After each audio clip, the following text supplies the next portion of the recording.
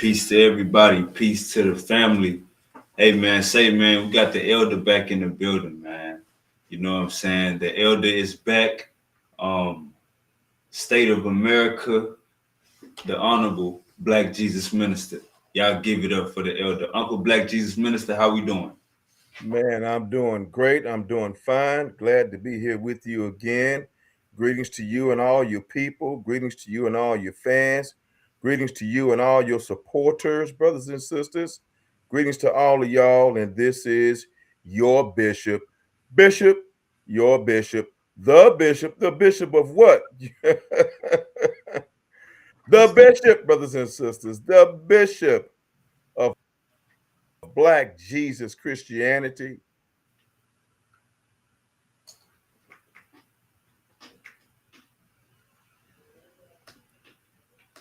Look like you failed out, elder.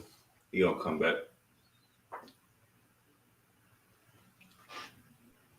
Hey, y'all hit that like, share, and subscribe button. Shout out my boy Volta. It is going down. Shout out my boy Volta.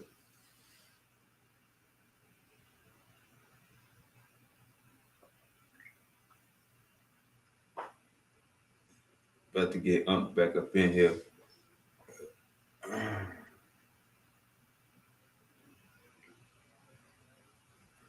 Like, share, and subscribe. Hit that hype. Hit whatever you need. It's going down.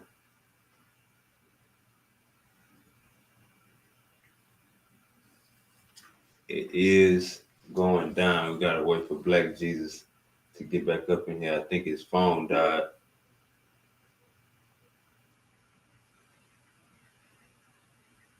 I think his computer died. Okay, here we go. We got Uncle back. All right, Uncle Black, you there?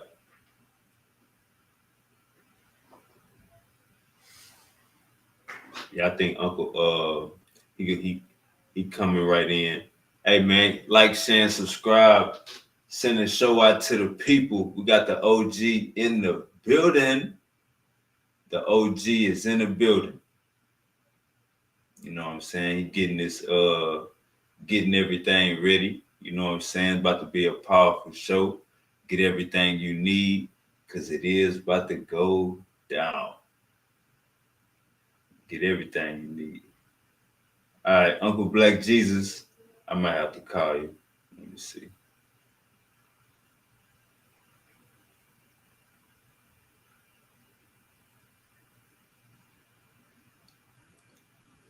All right.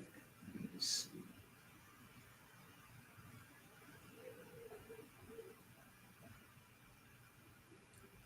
Let me give you a call. It look like.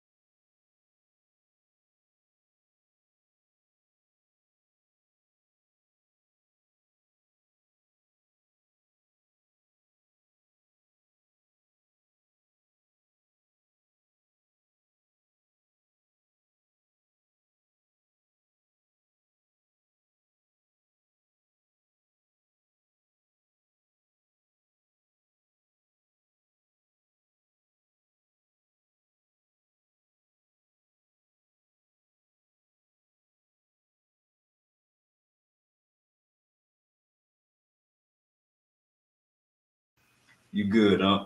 Okay.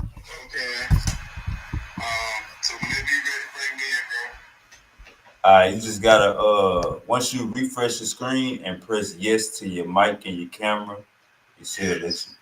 It should let you right in. Mission. sister. And I apologize for one not saying that at all. I see commission's gonna be here. Camera access not granted. Okay, let me do that. Okay.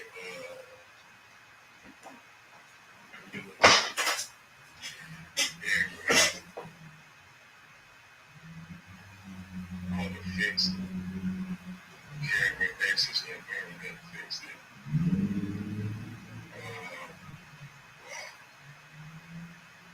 I do apologize for this. Nah, you good. You know what? I'll probably just need to go out and click the link all over again, bro. Yeah, that's all you need to do. Yeah, all right, bro. All right. I'll be right. Hey man, shout out to everybody tuned in. It's 11 o'clock in the morning in Houston. I'm sipping on some Dr. Pepper like my Aunt Deborah.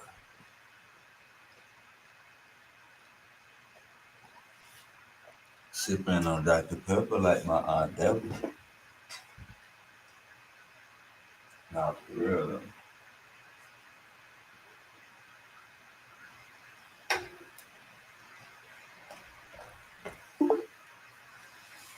All right, we got Unc back in the building. Everything is good. Good. Hey, everybody, I apologize, brothers and sisters, but again, to those of y'all who know and to those of y'all who don't know, this is yours truly, your boy, your Bishop Black Jesus, minister, brothers and sisters, balling and crawling, swinging and banging, brothers and sisters, all the way from Houston, Texas, by any means necessary. My goodness, don't mess with Texas. Swinging and banging. For real, dog. Oh my goodness, brothers and sisters. Yes, indeed. No matter where you're at, no matter where you be, I know all of y'all swinging and banging. You understand what I'm saying? Yes, indeed. And earlier I do apologize. I forgot to plug up my computer and my power was low and I wasn't paying attention. So I apologize for that. And I was right in the middle of trying to explain, well, Negro, what you the bishop of if you is the bishop? Well, first of all, I claim to be the bishop of social media, the internet. You hear me? The worldwide internet, the social media period. Anything and everything that got to do with religion, brothers and sisters, I'm the man. You feel me? And if there's anybody out there in the world who have heard any of my views and would like to challenge my views at any time, and even on this program, brothers and sisters, we can sit down and have a discussion. We can even have a debate. You know what I'm saying? We can even have a debate, brothers and sisters. And many of you all may remember or know me from being the reigning debate champion at Sarnetta TV, the epicenter of the conscious community. I reigned there as the debate champion and a defender of Christianity, brothers and sisters. All right, Black Jesus Christianity for 5 years straight. Five, five, 5 years straight. Y'all hear me? And most famously, that came about in my opportunity of defeating the famous and the infamous, the so-called famous Brother Polite. Shout out to Brother Polite, wherever you at, bro. Bishop Black Jesus Minister, dear brother. Whether you're guilty or innocent, but the law says you're guilty, brother. I still love you and I'm praying for you. You hear what I'm saying? And God can walk and enter into your life and change your life completely and turn it around, brother. That goes for anybody and everybody. Ain't nothing that we have done, nothing that we have did, brothers and sisters, that can totally shut us off from the love of God and from the love of Christ. Y'all feel me on that? All right. So yes, I am the bishop of Black Jesus Christianity. I am the bishop of the conscious community. I am the bishop for the Reformation of Islam, brothers and sisters. I am the bishop of Black Jesus Pan-Africanism, Christian Comedicism, brothers and sisters. I'll be all of that. And, brothers and sisters, for the Reformation of Islam, brothers and sisters. Shout out to all my Muslim brothers and sisters. Shout out to all of y'all. You hear me? In the name of Black Jesus, the true Christ Messiah. Did y'all hear me? Black Jesus, Black Isa, the true Christ Messiah. My goodness, I'm once again right here with my man, Brother Wavy. Shout out to you, brother. And again, much love to you and all your followers and supporters, brother. Thank you very much. And I'm looking forward to some comments and questions from the audience, and maybe we can bring some other people in on the conversation. I just love stuff like that. You know what I'm saying? Because that's the way I learn. I learned from you all. Okay? You feel me? And we all learn from one another. Most definitely. I'm gonna try to cover at least 5 topics, and then we can drop that link. And you know what I'm saying? You could, you say you like it, so we're gonna do that. Like it like that, brother. Yes, indeed. Like it when it's hot, bro. I ain't gonna drop it. I'm gonna handle it, bro. Even if I gotta do like this here. You know what I'm saying? Yeah. Bro, never scared, bro. Yes. Let's go and get the show on the road, everybody. As y'all can see, we got Uncle Black Jesus Minister in the building. Like, share, and subscribe to the show. It's about to go down. Get your coffee, get your popcorn, get everything you need to succeed. It's about to go down. All right, Uncle Black Jesus Minister. For the people that don't know, what do you got going on Clubhouse? Oh man, everything is happening on Clubhouse, bro. Did you hear what I just said, bro? Everything. So I'm gonna give some details. Brothers and sisters, y'all see your brother's name, your bishop's name over here. I left out the bishop because I ain't have enough room. Bishop Black Jesus Minister. You know what I'm saying? What does bishop mean? It means overseer. You know what I'm saying? And I see myself as being appointed and anointed by God and by the true Christ Messiah, Black Jesus, as being the bishop of social media, brothers and sisters. You hear me? Somebody's got to take that helm. Somebody's got to take that reign to bring unity to all the different factions of religion, of people all over the world, and Black people too, who are also fractioned among the different religions as well. That unity is possible, that unity is real, and unity can be based on truth, brothers and sisters. And people keep asking me, well, how can you be a Muslim, Black Jesus, and a Christian, and an Israelite, and all these other things, and a Pan-African? How can you be all of that? Well, brothers and sisters, we don't have enough time to go into all of those details because that's not the type of show that this is on today. We're discussing the state of America, which is very, very juicy. I know y'all been following the news. I know y'all been following things. You know what I'm saying? And this is an opportunity for me to share some of my views, and you all to do the same. And so, brothers and sisters, I want to thank you all again for being here. So again, unity of the human family is my ultimate goal. And it's going to happen whether you like it or not. Did y'all hear me? God and his Christ is calling upon the ultimate unity and the reunification of the human family. Do y'all hear me? That's going to happen whether you like it or not. Okay? You're going to either be part of God's plan or you're going to be excused. You hear me? But in the process, you know what I'm saying? We got to take care of first. We got to take care of what's first. We got to take care of ourselves and our own families individually, right? You got to take care of your family, yourself and your family before you go take care of somebody else's family, before you try to go save the world, right? That's priority number one. Priority number two, as a Black man, we have to redeem and we have to empower the Black family and the Black community. The Black family is the epicenter and the foundation of the Black community, and specifically and most definitely foundational Black Americans. Yeah, I'm borrowing Tariq's word, foundational Black Americans. But let me say something to my brother Tariq real quick. If there's a Tariq fan, or if Tariq might be chiming in on today, I don't know. Tariq might be watching you at this time, brother Wade, or he might catch you a little bit later. All right. So, brother Tariq, brother, I love you, brother. I respect you, bro. You hear what I'm saying? And Bring it out, Elder. I have been a follower of you for a long time and have learned a lot. And a lot of people, brother, look up to you, rightfully so, and follow you, rightfully so. But dear brother, the legacy of self-hatred must be destroyed.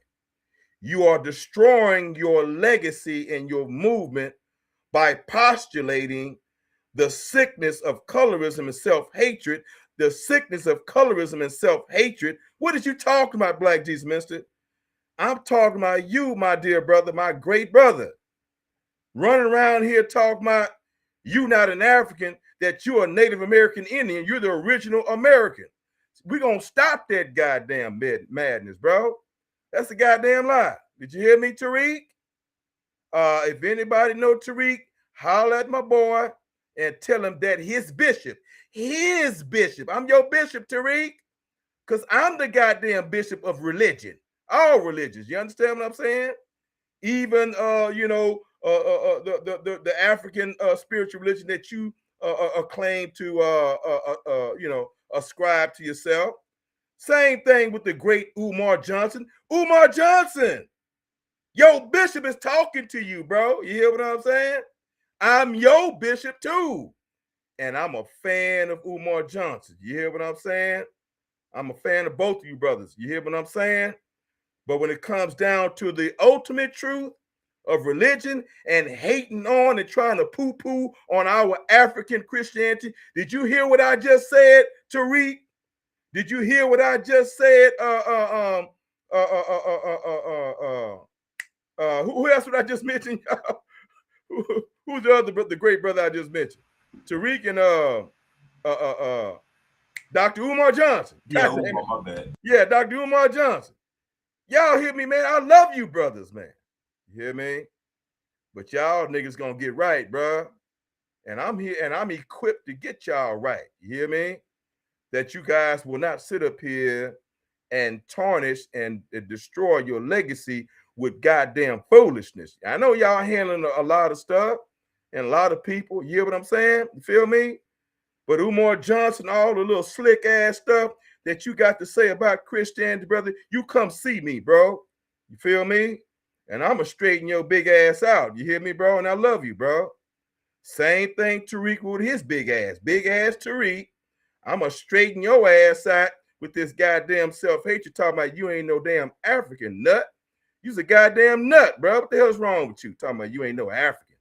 And every other Negro in the world, and especially here in Americas, sitting up here, I ain't no African, I ain't black. You done lost your damn mind.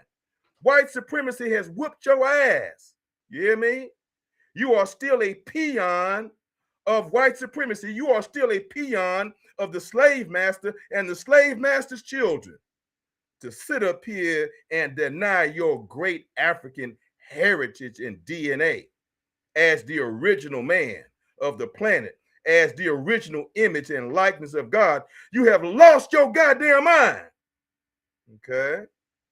So, Brother Tariq, I love you, bro. If anybody know that, brother, y'all get the word out. Tell him the bishop is want to have a sit-down conversation with my brother. Same thing with Umar Johnson. You hear what I'm saying? And they know how to contact my man right here, Brother Wavy. You feel me? And I don't mean no disrespect. I'm just all about business. You understand what I'm saying? When it comes to the truth, brothers and sisters. Because the Bible says, the African Bible, did y'all hear me? The African Bible says that you shall know the truth and the truth shall make you free. You feel me? And that's what I'm all about. So, yes, we have a work to do as a human family. We have work to do as Americans. We have work to do as whatever race class of racial category that you fit in, and your ethnicity here is in America.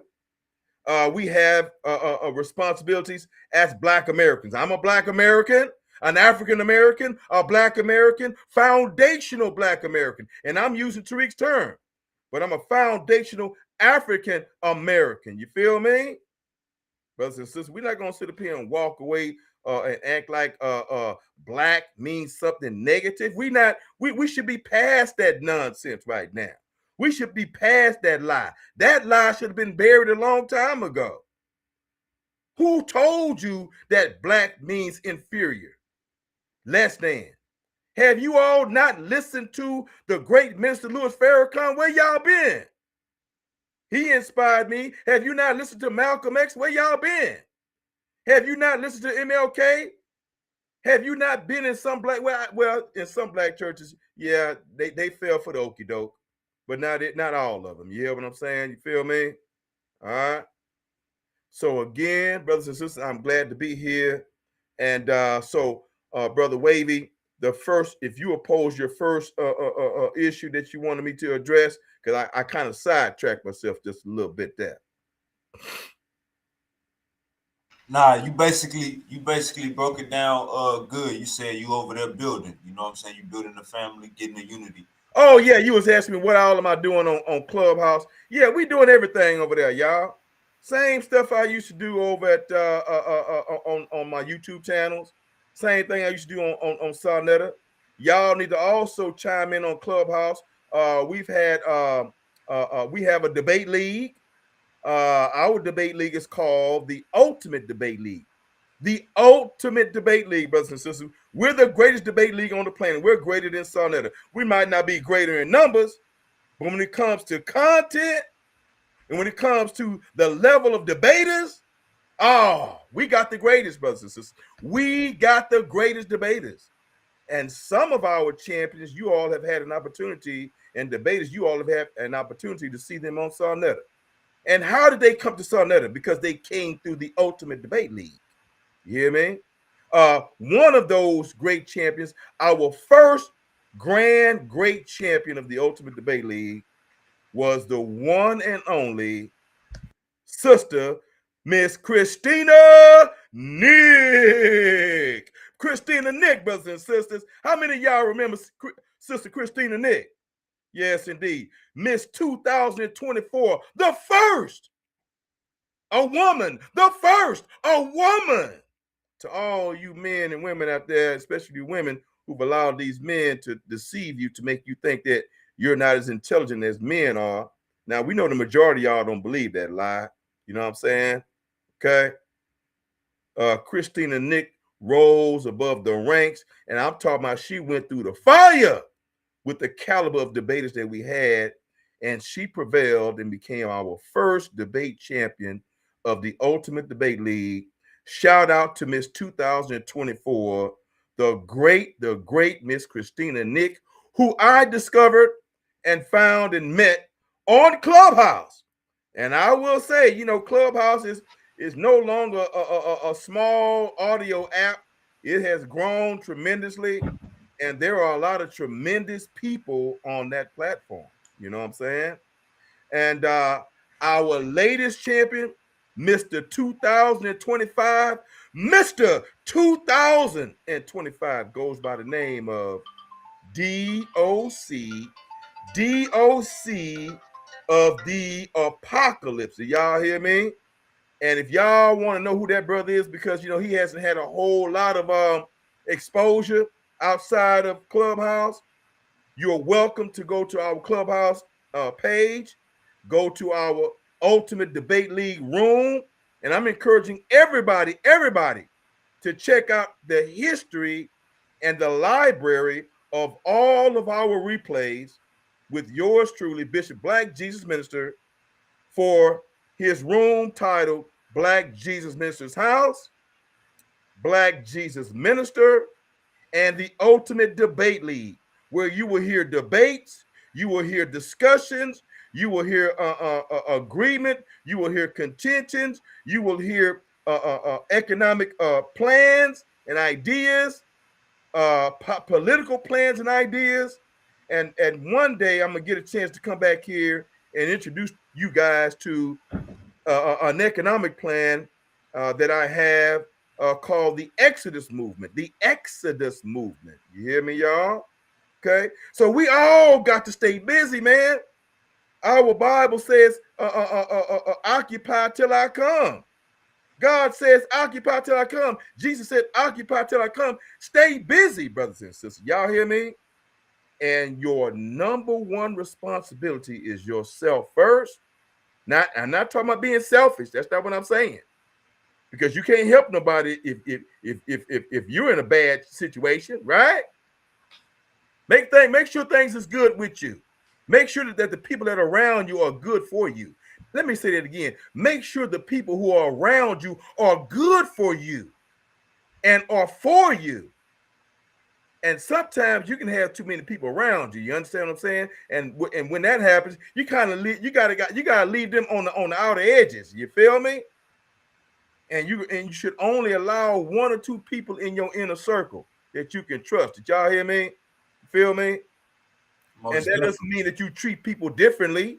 Still treat everybody with love. You feel me? But you can't be intimate about everything that's going on in your life with everybody. You can't do that.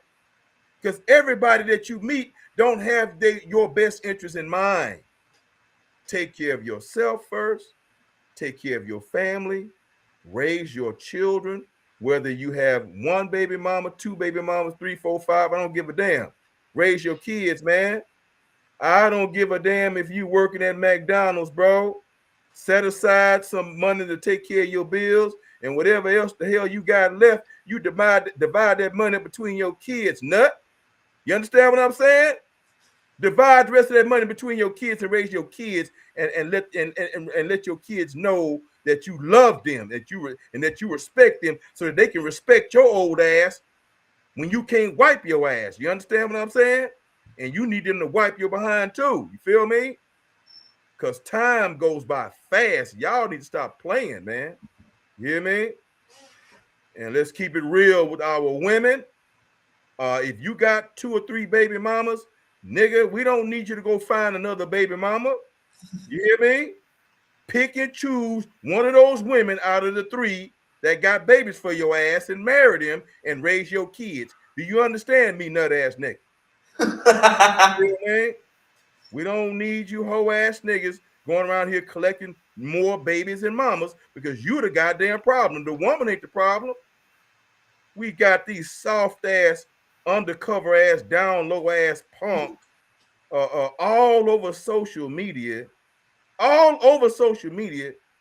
I mean, you can hear them every goddamn day. They call themselves the manosphere. You got niggas that then joined up into this cracker organization. You understand what I'm saying? The manosphere.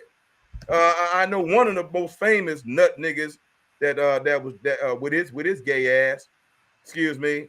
That was everybody was kind of celebrating. What's that fool name that died not too long ago, bro? That was real popular. Kevin Samuels. Yeah, Kevin Samuels with his little twinkle-toed bisexual ass. How you gonna sit up here? Nah, that nigga was gay. Okay, and I ain't got no problem ultimately with my homosexual and gay brothers and sisters. But I don't think you should, if you gay and you're a man, you ain't got no business giving no relationship advice for heterosexuals. What the hell is wrong with y'all? What has happened to the damn world, and what happened to common goddamn sense, man? You hear me? And then you stupid black women who were sitting up there cramming on that man's show, spiking his numbers, making him popular, while he would sit up there all day and call you the least of all women and denigrate y'all in his little in this Kevin Samuels fashion. You understand what I'm saying? And putting you, trying to and bolstering the falsehood, the demeaning falsehood and the wickedness and evil that comes from the spirit of Satan itself, of trying to supplant black women as if black women are the problem or the ultimate problem in the black community, and that black women are the least women on the planet and the least desirable women on the planet. And some of you sycophant black men, y'all believe that, bro. You believe that. How the hell you gonna sit up here and think something like that and say something like that, and your mama is black, your sisters are black, all the females in your family are black? What is wrong with you? What's that other sick Negro that turned on us and did that name? He had that fake Spanish name. What was that Negro name? Somebody. Gorilla Hebrew? No. He had the fake Spanish name, and he was always anti-black. Goddamn, that his name won't come back to me. Kind of black, Nick bald-headed, black, dark-skinned brother. It'll come back to me. Somebody put his name in the chat. Y'all know who I'm talking about. Jesse Lee Peterson. Same vein, same foolishness, and another sycophant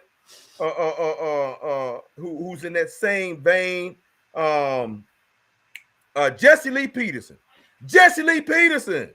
Yeah. Y'all know who I'm talking about? These kind of Negroes that I'm talking about. You feel me? And I'm here to tell each and every one of y'all that these Negroes are agents of white supremacy. I'm telling y'all, and some of them are being paid to go on social media to sow this type of discourse and division between the black man and the black woman. Because the black man and the black woman and the black family is perhaps one of the most powerful forces here in the world and in America. My goodness. And the forces outside of us have known this from the very beginning. And they still know it now. But for some reason, you don't know it. You haven't learned it yet. And they're sitting up here, and you're a willing participant to sit up here and join with the forces of demonic white supremacy. You hear what I'm saying? To try and besmirch and destroy the black family, to divide the black man and the black woman, and to sit up here and have the unmitigated gall to tell a big fat lie that the black woman is the cause of the erosion or the problems and the ills that we have in the black community. That's a goddamn shame. You sound just like the punk that you are. You understand what I'm saying? And some of y'all some homo thugs. You understand what I'm saying? You ain't got to be the little sissy, the prissy sissy type. Nigga, if you's you know what I'm saying, a homo thug, you still a homo thug, bro. You know what I'm saying? You feel me? Stop playing, bro. Oh, well, now I'm a man because I'm on the top. Nigga, stop playing with me. Now, nigga, you's gay, nigga. And like I said, I don't hate you, bro. But keep it real, bro. Goddamn. If you gay, be gay, nigga. All right? You feel what I'm saying? And stop sitting over here playing with our precious women, bro. Our women are looking for men. Our women need men. We need black men and black women to procreate the black family and the black race. God damn it. Okay. Now, man, I think I done went off, but anyway, I hope I didn't offend nobody, but I'm not trying to do that. I'm trying to keep it real with y'all, man. You feel me? Most definitely. Yeah, go ahead, Brother Wavy. I'm kind of ranting a little bit, but go ahead, bro. Let me come home back. So everything is on Clubhouse. Yeah, the stuff that I'm talking right now, the discussion that we're having right now, this stuff is going down at Black Jesus Minister Clubhouse. I want everybody to go to Clubhouse. If you don't have the app, download it. Look for your boy Black Jesus Minister. Join my my profile group, right?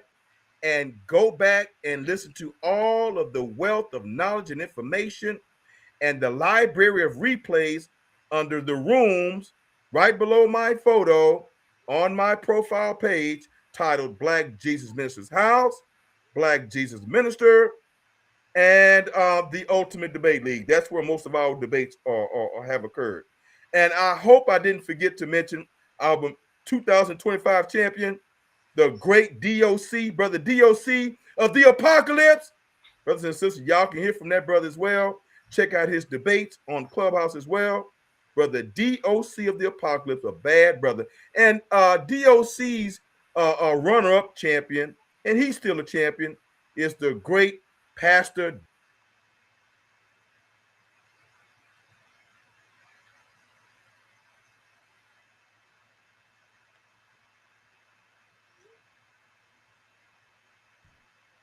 And the co-champion of 2020 is the great Charles.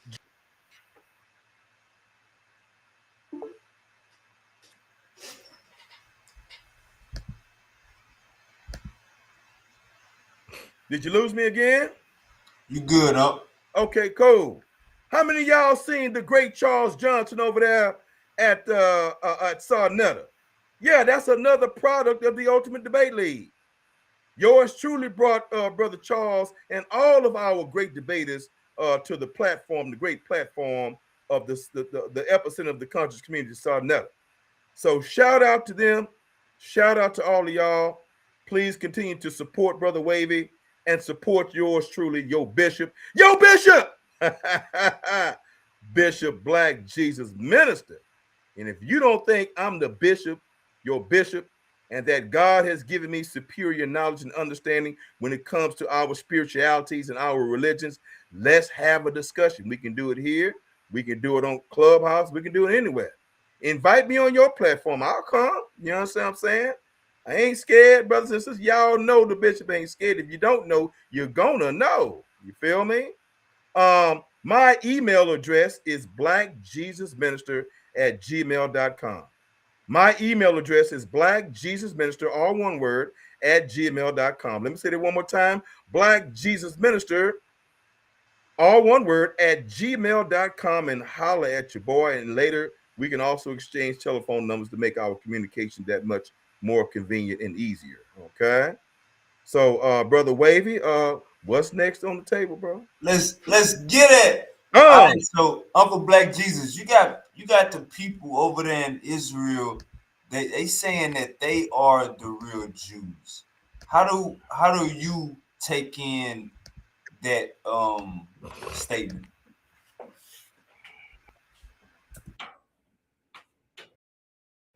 That's a good question, bro. Can you hear me? Make a move. I'm gonna turn my camera on in just a minute.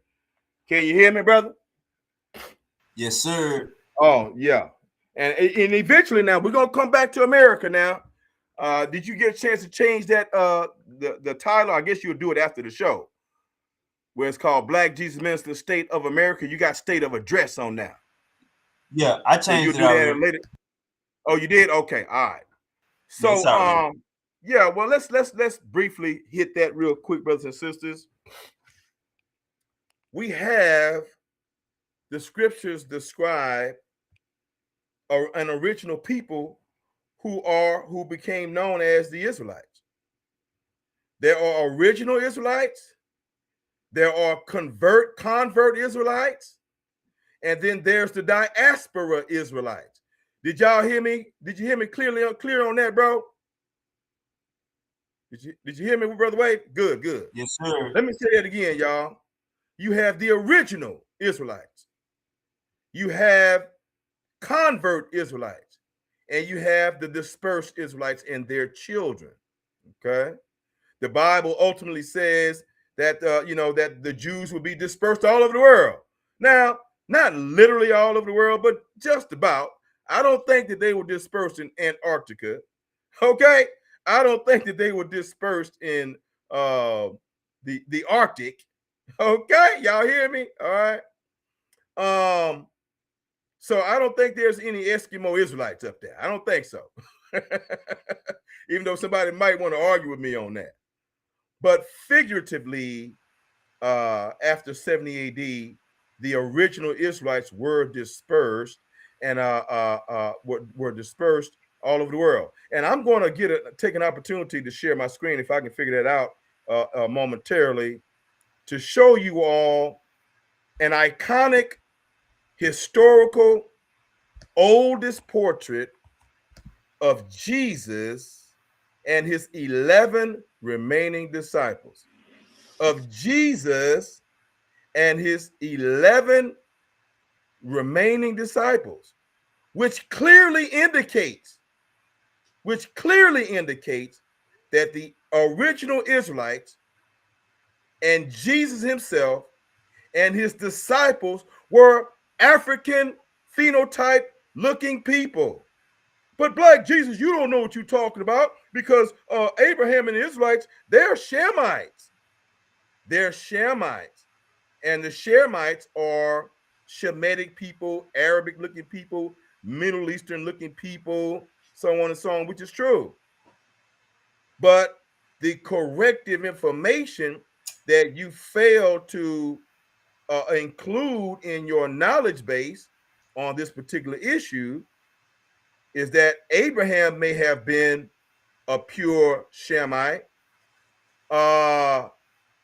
Abraham, Isaac, and Jacob may have been pure Israelites, but their children and their children's children and their children's children's children, even Abraham himself, okay? Starting with Abraham, Brother Wavy.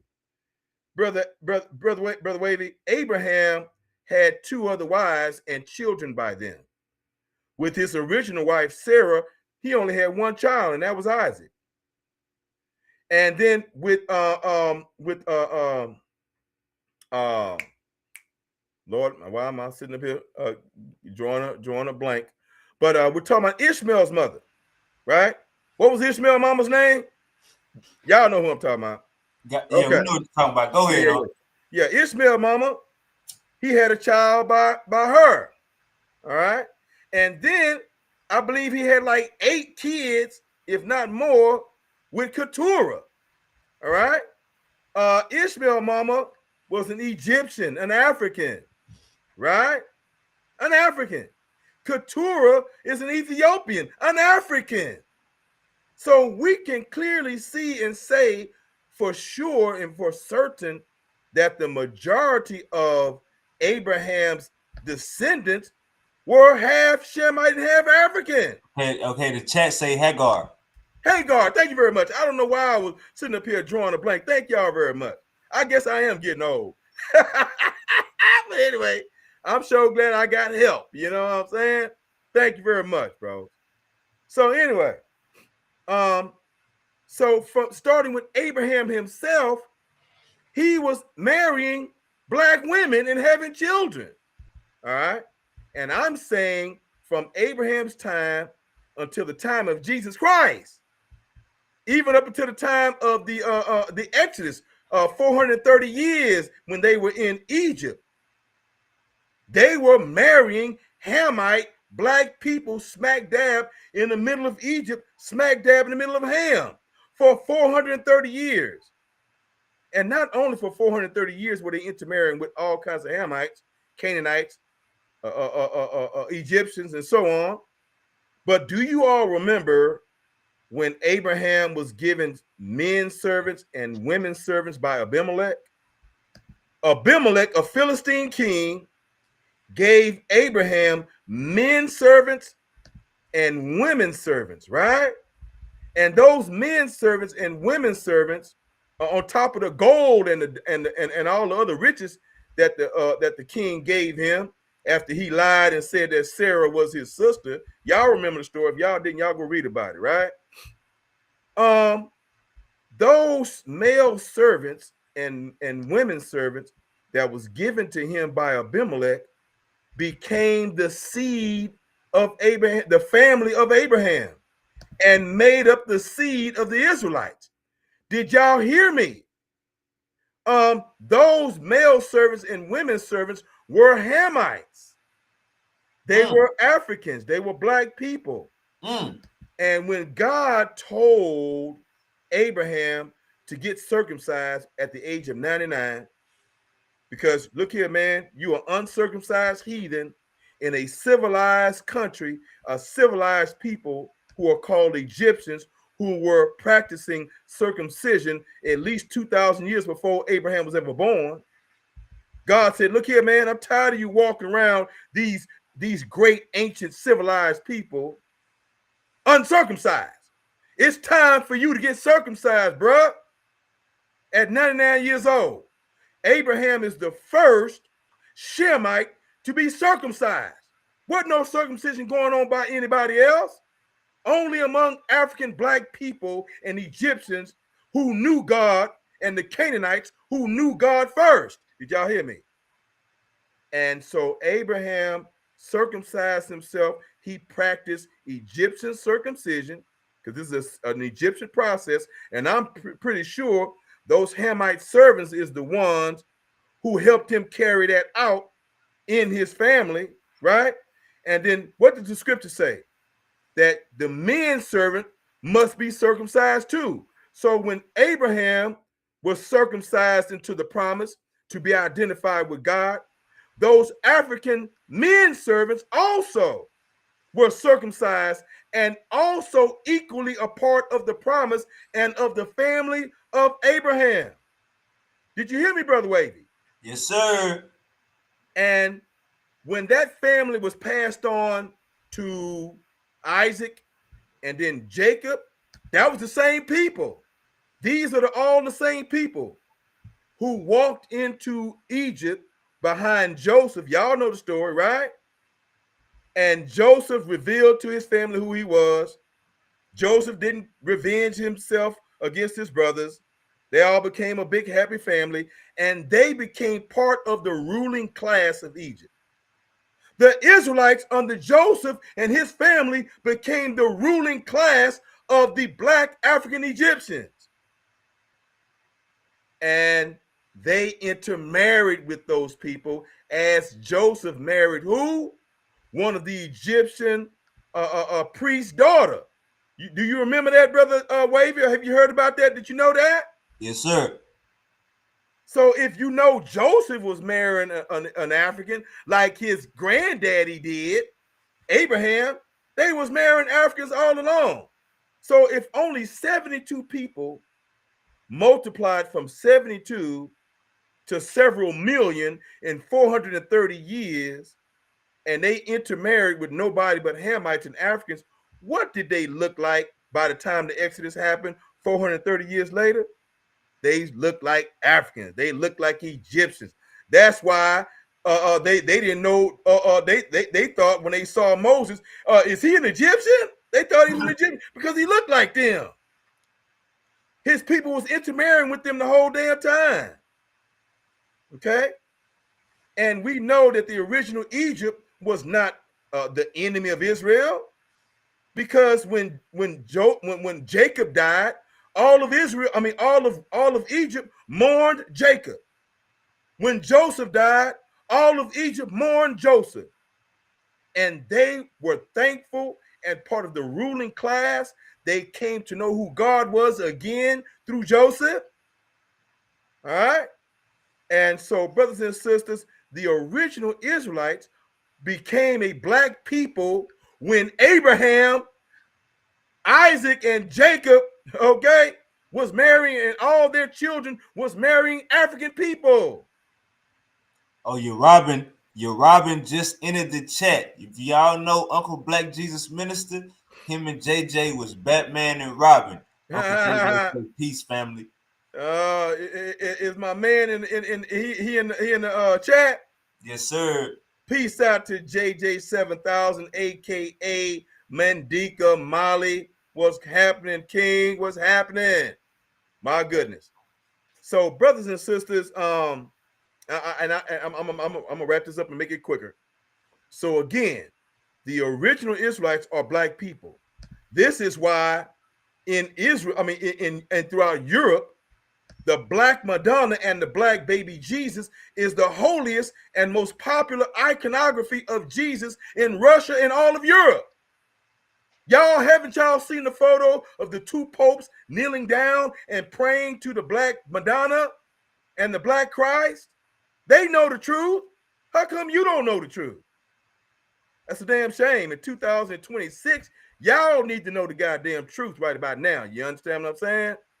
And if y'all have been following Malcolm X and Minister Louis Farrakhan and some populist preachers over the decades, y'all should know that too. And if you don't know, the bishop is telling you. You understand what I'm saying? Let's go. Let's go. Hey, I need everybody. Go ahead, bro. Everybody hit that like, share, and subscribe button. We got Uncle Black Jesus Minister in the building. And I know y'all miss him. I know y'all miss him. I keep seeing in the chat, Uncle Black Jesus, the people miss you. All right. My next question.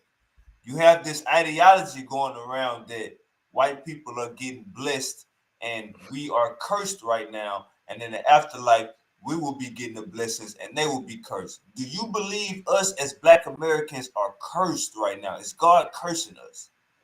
No, we are no longer under that biblical curse of Deuteronomy 28.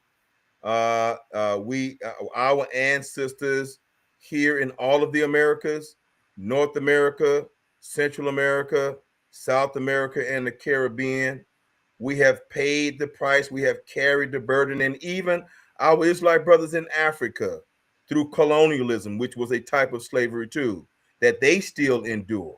All right. Let's not get it twisted. The entire continent of Africa is still under the thumb and under the foot of colonial powers today, just as we are under the foot of racism today here in America and throughout all of the Americas. Okay. But the curse ended, brothers and sisters, with the end of slavery. Did y'all hear me? The curse ended when slavery ended. Does that mean that racism stopped? That people stop hating you because you Black? Jealous of you because you Black? No, that ain't gonna stop. But don't sit up here and be a nut and be a fool and sit up here and denigrate and perpetrate that whatever suffering that you're encountering right now is in any way close or equal to the suffering of our enslaved ancestors after 1865 here in the United States, and much later in South America. I think Brazil was the last country to bring forth an Emancipation Proclamation freeing all the slaves. And for those of you who didn't know, now you know, England freed their slaves before we did. So when slavery came to an end, that was effectively the end of our punishment for what? For rejecting Jesus Christ. Did y'all hear me? Did y'all hear what I just said? For rejecting Black Jesus, the true Christ Messiah. The scripture says that Jesus came to his own and his own received him not. And who were the people that embraced Jesus before Israel did? The Europeans did. And God blessed them and gave them the fatness of the land. And not only were we responsible for rejecting Jesus, we were responsible for his death. Right? What did we say to those of you who claim to be Israelites? We said, give us Barabbas. We don't want Jesus. Let the blood of him be upon us and our children. That's what we said with our dirty asses. Feel me? If you're an Israelite, you understand? This is why it's so important to be a Christian and to be a Christian Israelite. If you're going to be an Israelite, you better be a Christian. You better get on board. You hear what I'm saying? Unless you want that ass whooping all over again, you're going to reject Jesus again? Oh, I'm an Israelite, but I ain't no Israelite Christian like the hell you ain't. The word Christian means follower of Christ, and the majority of you nuts, half of y'all don't believe in Jesus. That's why it being an Israelite is insufficient, because some of y'all don't believe in Jesus. Some of y'all are Old Testament only. Some of y'all hate Jesus' guts. And y'all still looking for the Messiah.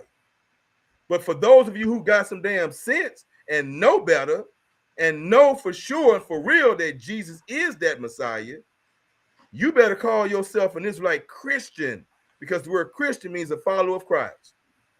You need to separate yourselves from the Old Testament onlys. You need to separate yourselves from those who reject Jesus. You need to separate yourselves from those who curse Jesus. You must call yourself an Israelite Christian, if that is your designation.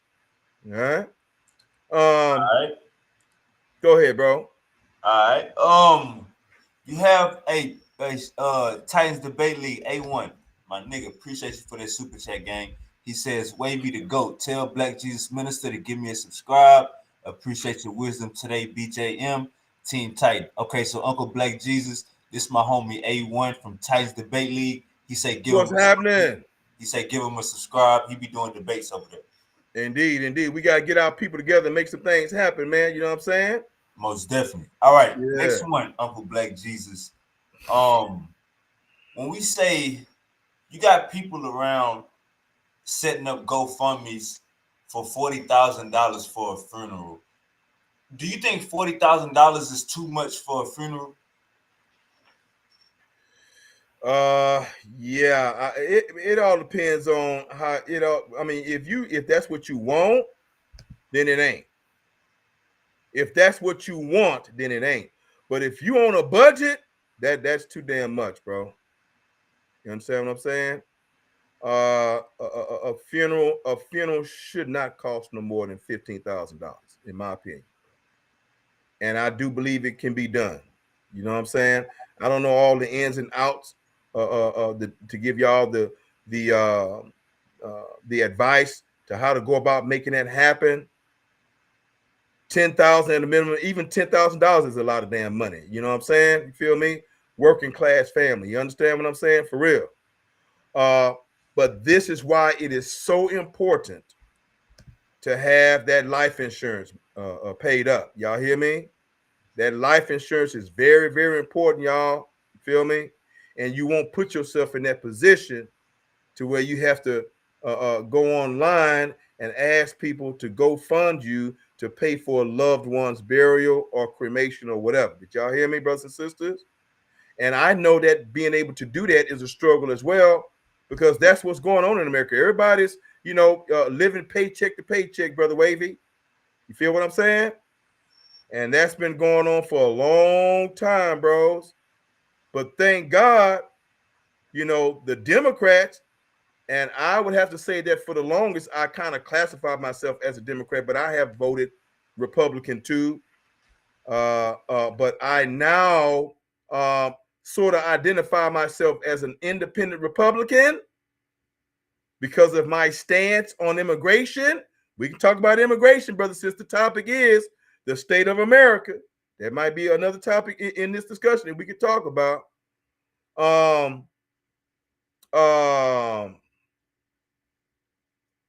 think I kind of lost track of what I was saying. What was the last thing I was just saying, brother? You was an independent Republican because of your stances. But what was I saying before that? You was basically I was going to your question. Your point. What was that? It'll come back to me. You was saying we live in paycheck to paycheck. Yeah. You was asking about is $40,000 too much, right, to pay for a funeral? Hell yeah, for a working class family, that's insane. That's insane. Okay, for real. I don't even think your loved one would want you to do something like that.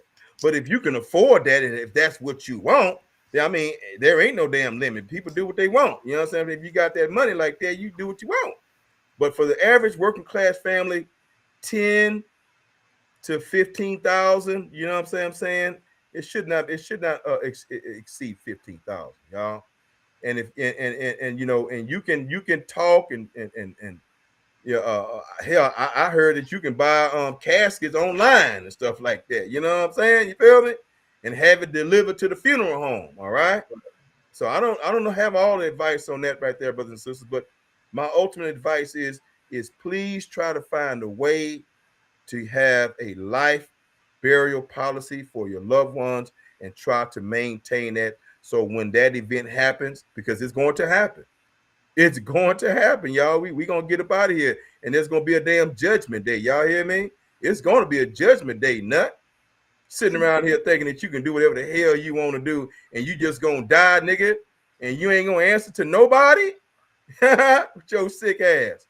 Excuse me? Yeah, God ain't playing with you niggas, bro. You hear me? White people either, crackers, whatever I'm saying. White brothers and sisters, Indian, Mexican, whatever the hell you is. You know what I'm saying? Over there murdering y'all people down there in Central and South America and Mexico like some goddamn demons, bro. Cutting people's heads off, kidnapping children. They go wild. They wilding down there in Mexico and Central and South America. They wilding, bro. And I like how you brought up, you said you was for immigration.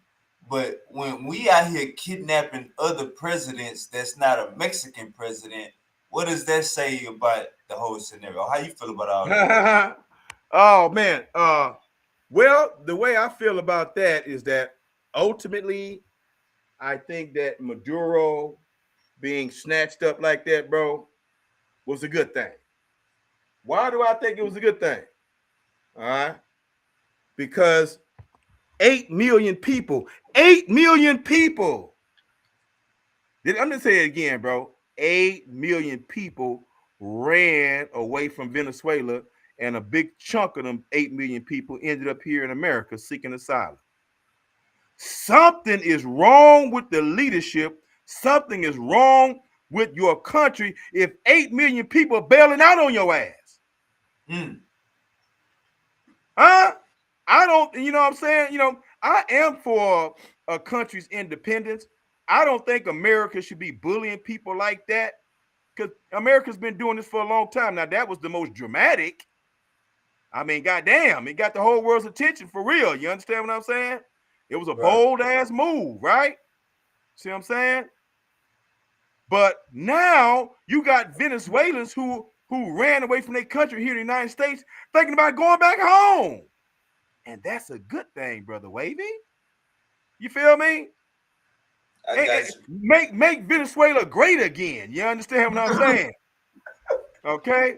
So any country and you got that exists and 8 million people then hauled ass about your country, bro, something the hell wrong is going on, bro. You understand what I'm saying? Let And me if ask you this. America could help them niggas out, yeah, they niggas too. You know what I'm saying? By Right. removing black ass Maduro. Okay. You know what I'm saying? Okay, to make things a little better, I'm all for that, bro. You feel me? I got you. Yeah. Let me get your take. Let me get your take on this. The soldiers said when they was getting raided, like they brain started not working, they nose started bleeding, and like they felt like they couldn't move. Like they used some subsonic hyperponic weapons on them to make them like be like mummies or something like that. Did you hear about that? Repeat that again, bro. So the Venezuelans said when America moved in, they brain like shut off. They said they start bleeding out the nose, and basically like it felt like they was all about to melt. Are you talking about the capture of Maduro? Yes, sir. Okay, and who was doing all this bleeding? The people that was protecting Maduro? Yes, sir. They said they couldn't do like they couldn't move their body. Uh-huh. So I think Well, America brother, you know used what, some type of, brother? But let me say this here. I don't. There's look. The cutting edge of technology always filters its way first to defense and military purposes. right. You understand what I'm saying? Um, I heard they already laser guns, and we've already seen a damn laser being shot from a damn ship that America has, right? If y'all haven't seen it, y'all can Google that up. And they got these naval ships now that shoot lasers, man. Okay, all right. So it wouldn't surprise me of what the type of whatever type of cutting edge technology that they may have had, and it's very plausible that they did use that to see how well it worked. Not only was it a mission, but it was also an experiment too. You understand what I'm saying? Okay. So I would say that the probability of that actually having happened, where the United States was, experimenting with their newest gadgets, military weaponry. Yeah, that's a high probability right there, bro. Most definitely. Most definitely. Man, we got with the Epstein files, man. What's your take on all of this? First, there wasn't no files. Now there Man, is some files. What's your take on all of this? My goodness, bro. I'm glad you brought that up because the whole world is talking about the Epstein files, bro. I'm trying to pull up this portrait that I want to share with you guys. Let me do this first. There it is. And I'm gonna share my screen and then we're gonna talk about the Epstein files. All right. Let me get rid of this. And let me get rid of this. And I'm gonna leave that. Okay, see. Let me see. How do I share my screen? Share screen. I see it. Gotcha. Okay. Is this it? I think that is it. Yes, it is. Okay. Share. Okay, I'm sharing my screen, Brother Wavy. If you'll pull that up, bro. Sisters, y'all are y'all looking at the screen, brothers and sisters? Yes, All right. sir. Thank you, Brother Wavy. Brothers and sisters, this is the historical, real, the historical, anthropological, a real portrait, the oldest portrait of Jesus and his 11 remaining disciples. Do y'all see that? And where can this found? Where can this be found?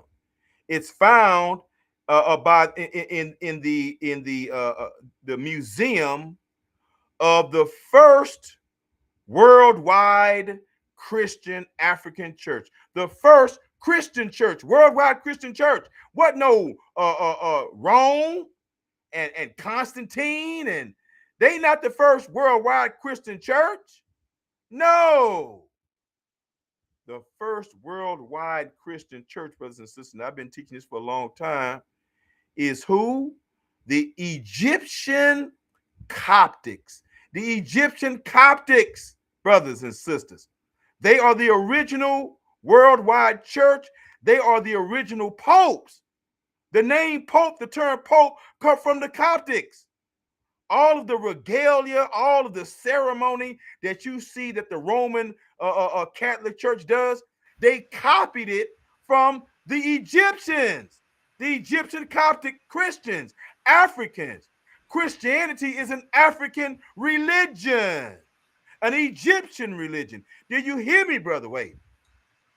Yes, sir. Brothers and sisters, this is the oldest portrait of Jesus and his remaining 11 disciples. Y'all remember what happened to number 12, right? Y'all remember what happened to Judas, right? It was originally 12, but we know what happened to Judas with his dirty ass, right? And so there was only a remaining 11. That's why if you go ahead and count them, oh, Black Jesus, he don't know what he's talking about. Go ahead and count them. 1, 2, 3, 4, 5 on the right. 1, 2, 3, 4, 5, 6 on the left. 6 and 5 is 11. This whoever painted this, they were going to be accurate historically. Okay. This is the oldest portrait that you all can go see right now, and go to Egypt and go to the Coptic Museum in Egypt, in Cairo. I believe it's in Cairo, and see this oldest iconography image of Jesus in the world. This is one of the reasons why throughout all of Europe, Jesus is worshipped as the Black Madonna, his mama, and Jesus is worshipped as the Black Madonna and Black baby Jesus, because they know he Black. So if Jesus, after the Exodus, came on the scene in 30 AD, you understand what I'm saying? And the Exodus was like what? When was the Exodus, y'all? But I think that was like 1,000 and something BC.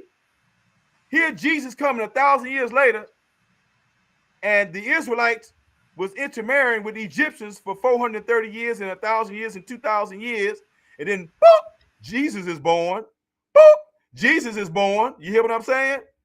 Look at what these Israelites look like 1,000 or 2,000 years later. Do they look like white people? Do they look like some damn Arabs?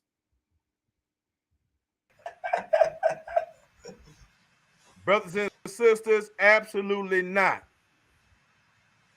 Brothers and sisters, this is the truth and the fact that the Pope and all Europeans ain't got problem.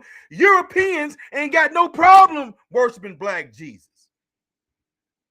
and venerating the Black Madonna. They ain't got no problem. It's these nasty, wicked, white supremacy, white bastard white people who are racist. I ain't talking to all white people. I'm talking to the racists. They're haters of Black people. You understand what I'm saying? They're the ones who have the virulent problem with acknowledging that Jesus is Black. You ain't gonna find no Black Jesus in a white church here in America. You might find one in the Catholic Church. You might in the Americas, because racism was ratcheted up on a higher level here in America, in the Americas, brothers and sisters. And I want you guys to look at this picture closely. Jesus is standing in the middle. Does Jesus look like a white man? Does Jesus look like a convert?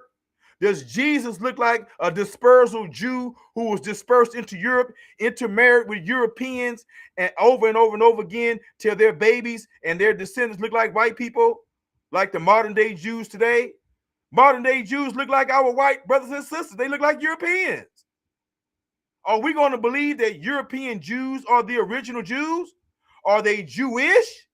Yes, they're Jewish. What does ish mean? What does the suffix ish mean? Sort of, kind of, mixed. Ain't that what it means?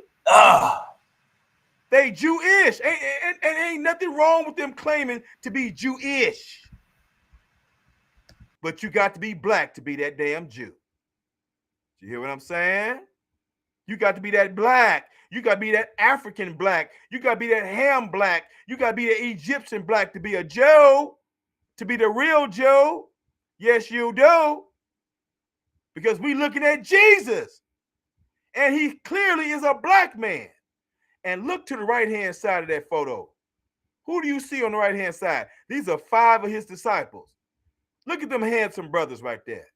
Did y'all notice that all 5 of them on the right-hand side are light brown skinned brothers? Do y'all see that? Do you see that, Brother Wavy? Look at them handsome brothers over there. They light brown skin, right? Do you see it, bro? Brother Wavy. Sir, my bad. My mic is muted. Yes, sir. Yeah, no problem. Yeah. And look at the color of the disciples on the left-hand side, whose color and feet, as it is written in Revelations, that Jesus has hair like lamb's wool, and his feet was the color of what? Burnt brass. That's a dark golden black brown, shiny brown. Look at those brass feet of those disciples, the dark-skinned black Israelite on the left-hand side. And look at Jesus in his feet. Who does Jesus look more like? Even though all these men are Israelites, which phenotype does Jesus most resemble? Our handsome brown-skinned Israelites on the right-hand side, to you sick-ass Israelites who love to brag about your brown skin, and the only reason you got brown skin is because the slave master raped your black ass. Every time you sit up here and brag about your brown skin and your so-called good hair, you're just celebrating slavery rape with your dumb ass. You understand? With your white man's last name. Okay? No, Jesus don't look like our handsome brown-skinned brothers over here. Jesus looked like the dark-skinned black Israelites on the left-hand side with their feet colored like what? Burnt brass. You hear what I'm saying? So, Brother Wavy, do you agree that Jesus looked like them dark-skinned brothers over there, bro? Or do he look like the brown? They all me and your color. And does Jesus look more like the darker-skinned brothers or the lighter-skinned brothers? Oh, like the dark-skinned brothers, for sure. Absolutely. If y'all can see, y'all got eyes, y'all can see. All right, brothers and sisters. So we're not going to play that game. So I had to share my screen to kind of square away this prior conversation on that. Had to get their mind right. Yeah, get your mind right, brothers and sisters. You understand what I'm saying? So yeah, the European Jews can claim to be Jews. That's why they call themselves Jewish. And everybody else, Asian Jews and all these other Jews all over the world, they Jewish. But you got to have that. You got to have that black. You got to maintain that black before you become an ish. You understand? So there you go on that, brother. Now let's go back to where we were, bro. All right. Let me. You can unshare my screen right there. And hey, I got about 15 minutes before I'm gonna have to roll up out of here. But go ahead, bro. All right. Hey, No. I got more time. Well, no, I got about 15 minutes. Yeah, 15 minutes. Go ahead, bro. The link for anybody want to come in and ask Uncle Black Jesus Minister a question. And let him do that. And let me say something. And let me say something on I'm gonna say something about God dang it, the Epstein stuff. Go ahead, brother. I'm sorry for cutting y'all. Go ahead, brother Wavy. You were saying some things. You got right on point. I did. Okay. Brothers and sisters, the United States government and even the judicial system that we have known forever to be wicked and racist and demonic in many, many ways towards black people since our sojourn here in the United States of America. You know how other races of people always say, "Oh, you black people, all you Negroes, that's all y'all do is scream and holler about race. You're just complaining. You're just lying. Y'all are just lazy. Y'all are just making up stuff." You know what I'm saying? And now them same nut ass people, other races of people who are not white, the white man got his boot up their ass, dragging them, they mamas, they daddies, they sisters, and they parents and they children all up and down the goddamn street, shooting people, unfortunately. You know what I'm saying? This has been going on with us forever. And all the other races who we should have been coalitioning with, who should have had our back, who should have been supporting us every time we was out there in the streets crying about police brutality and racism, all of a sudden now it's real now to you. Like the great comedian said, what that brother said, God dang it. He said our Hispanic brothers, the Mexicans, the Hispanics and Mexicans have gotten their nigga wake up call. Okay? Lorraine.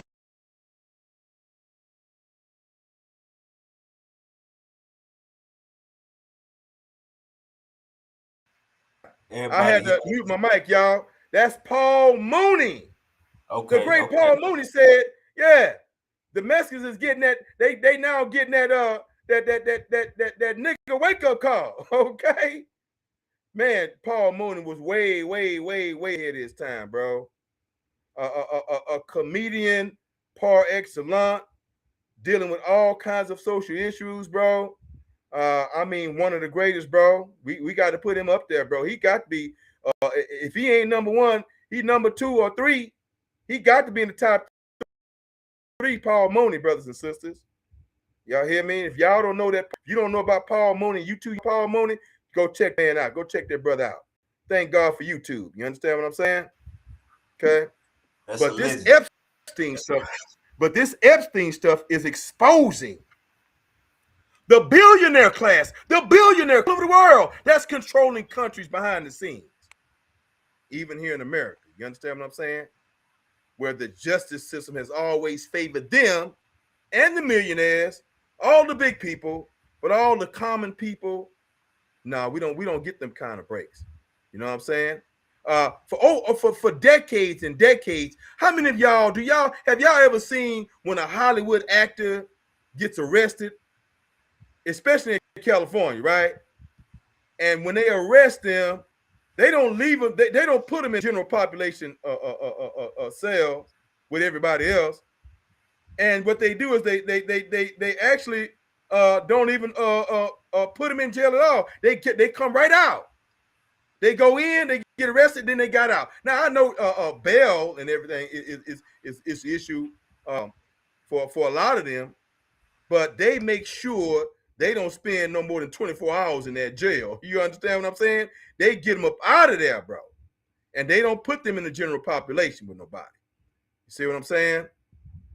And so the classism, the elites, that have been getting away with everything and that are the ones who are really behind ruling our nation, who are behind, who are the money lenders to all of our politicians, is exposing the reality of the judicial system, politics, and people's individual integrity. Shame on the Republican Party, and I voted for Trump. Y'all hear me? I said I voted for Trump. Why did I vote for Trump, brothers and sisters? Because I believe more than anybody that Trump was going to end illegal immigration, and that those who are here illegally, that he was going to work harder than anybody else to send them home. If you're here illegally, you're not supposed to be here. You need to go home and make your country great again. Even if you have to go back there, fight and die. And that's what you're supposed to be doing. You're not supposed to be a damn punk and a damn coward. You're supposed to, well, let me run to America and send my family members some damn money. No, nut, with your coward ass. You need to be back there with your family members. I know they need money, but your people need to be set free. You need to form militias. You need to join the damn army and overthrow the powers and the cartels and the elite and the criminals in your country that's destroying your country. That's where you need to be. And the United States should help you. And to Mexico, you should accept the help of Donald Trump of saying that he will send troops to Mexico to help you overthrow the cartels. But me think that the cartels has all the presidents of Mexico and the current president of Mexico in the palm of their hands, in their back pockets, like all of their leaders have been. You understand what I'm saying? Okay. America can't solve everybody's problems. And I disagree with birthright citizenship. You should not have the right to come over here illegally, have a baby, and then your baby is a so-called American citizen. You're scamming our country. You're cheapening citizenship here in America. It's a damn scam. And it's a damn shame that birthright citizenship has been afforded to men and women who have come here from all over the world in an industry, birthright industry. Some people come over here and visit and to have babies so that their children can be American citizens. And putting the burden of your criminal behavior on the American taxpayer. That is going to come to an end. I believe the Supreme Court is going to rule in favor of Donald Trump to end birthright citizenship. I love y'all. 20 million, 25 million of y'all are here illegally. And then we got more than that who are here legally. And I love all of y'all. But America can't continue to take in the whole damn world. We can't afford it. We can't afford it.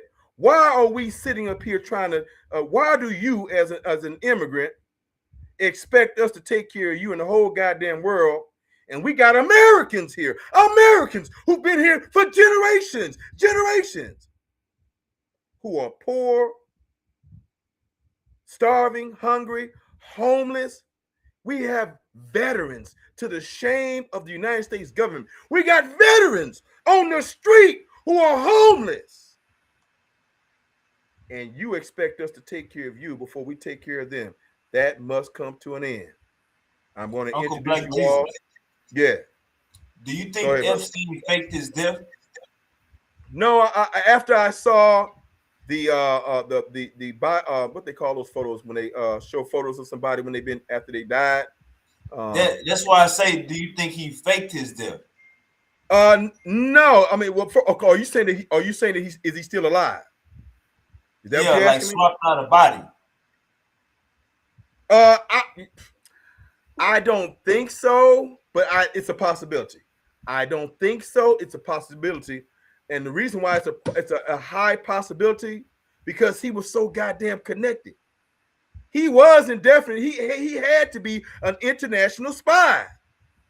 And I don't think that such a high-level international spy and an international asset that he was, that they would just let him just kill him off in prison. Now, I know they could do it, but I think Jeffrey Epstein had enough information to put some people away who wanted to see him go away. You see what I'm saying? So it is very probable that he is alive and he probably had a facelift. You feel me? That's a very high probability right there. Now, when I saw the autopsy photos, they didn't show his face. They showed the ligature marks on his neck, right? And that was supposed to be him. And when you look at those ligature marks on his neck, that is not, they're not in the position of someone who's hanging themselves, because the ligature marks would be up toward the jawline, and up toward the ear, right?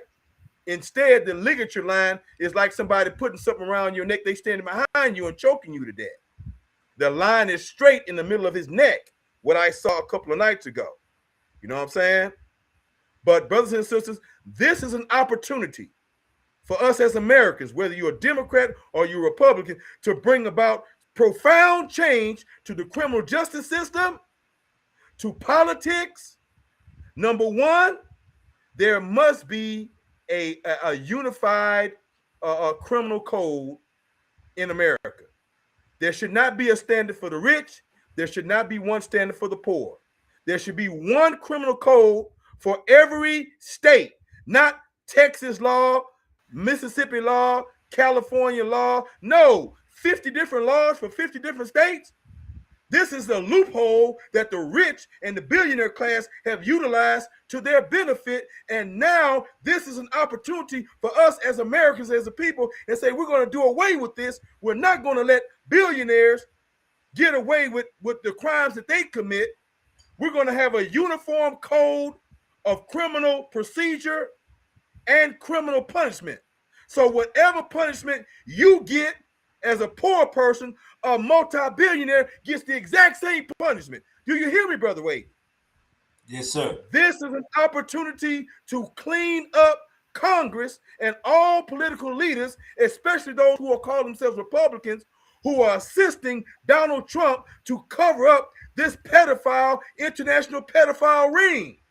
Any and every politician and congressman who has hindered the release of all the files of Jeffrey Epstein, we must vote them out of office.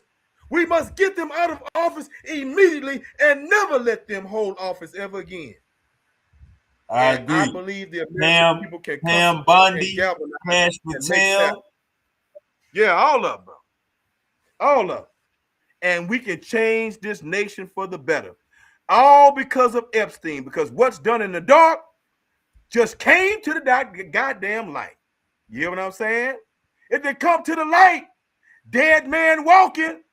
If he's dead, he's still walking.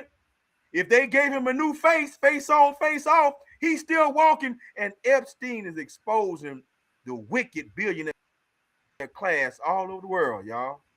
This man was unusual. I mean, come on. They said like 2 or 3 days. Yeah. They said 2 or 3 days before he died, he signed all his rights over to his sister or something like that. So, but let me you gotta guess. It's been a girlfriend. It's been a girlfriend. Right. My bad, a girlfriend. You gotta guess in the building. Keon, what's good? All right. Keon, what's up? What's good, Wavy? What's good, Black? What's good, Black Jesus Minister? How you doing, bro? Got another Christian with you, Uncle Black Jesus Minister. Hanging in there, bro. Hanging in there, bro. All right. That's good. Yeah. I just want to, because I like how you going pretty much through all of America. You know what I mean? I feel that. Hey, did you see that Barack Obama just had an interview with a white guy? Did you see that, Black Jesus Minister? I did. I saw it. You saw a little bit of it? Yeah, because he was doing. I think he handled it in a very, Barack fashion, a very professional way. But I think he could have, maybe leveled the hammer down just a little bit on Trump. But again, Don't get it twisted now. You got to be slow, a slow boat person to sit up here and think that Trump was not racist. Trump been letting us know in many ways that he's a racist for a long damn time. All right, that shouldn't be a surprise to nobody.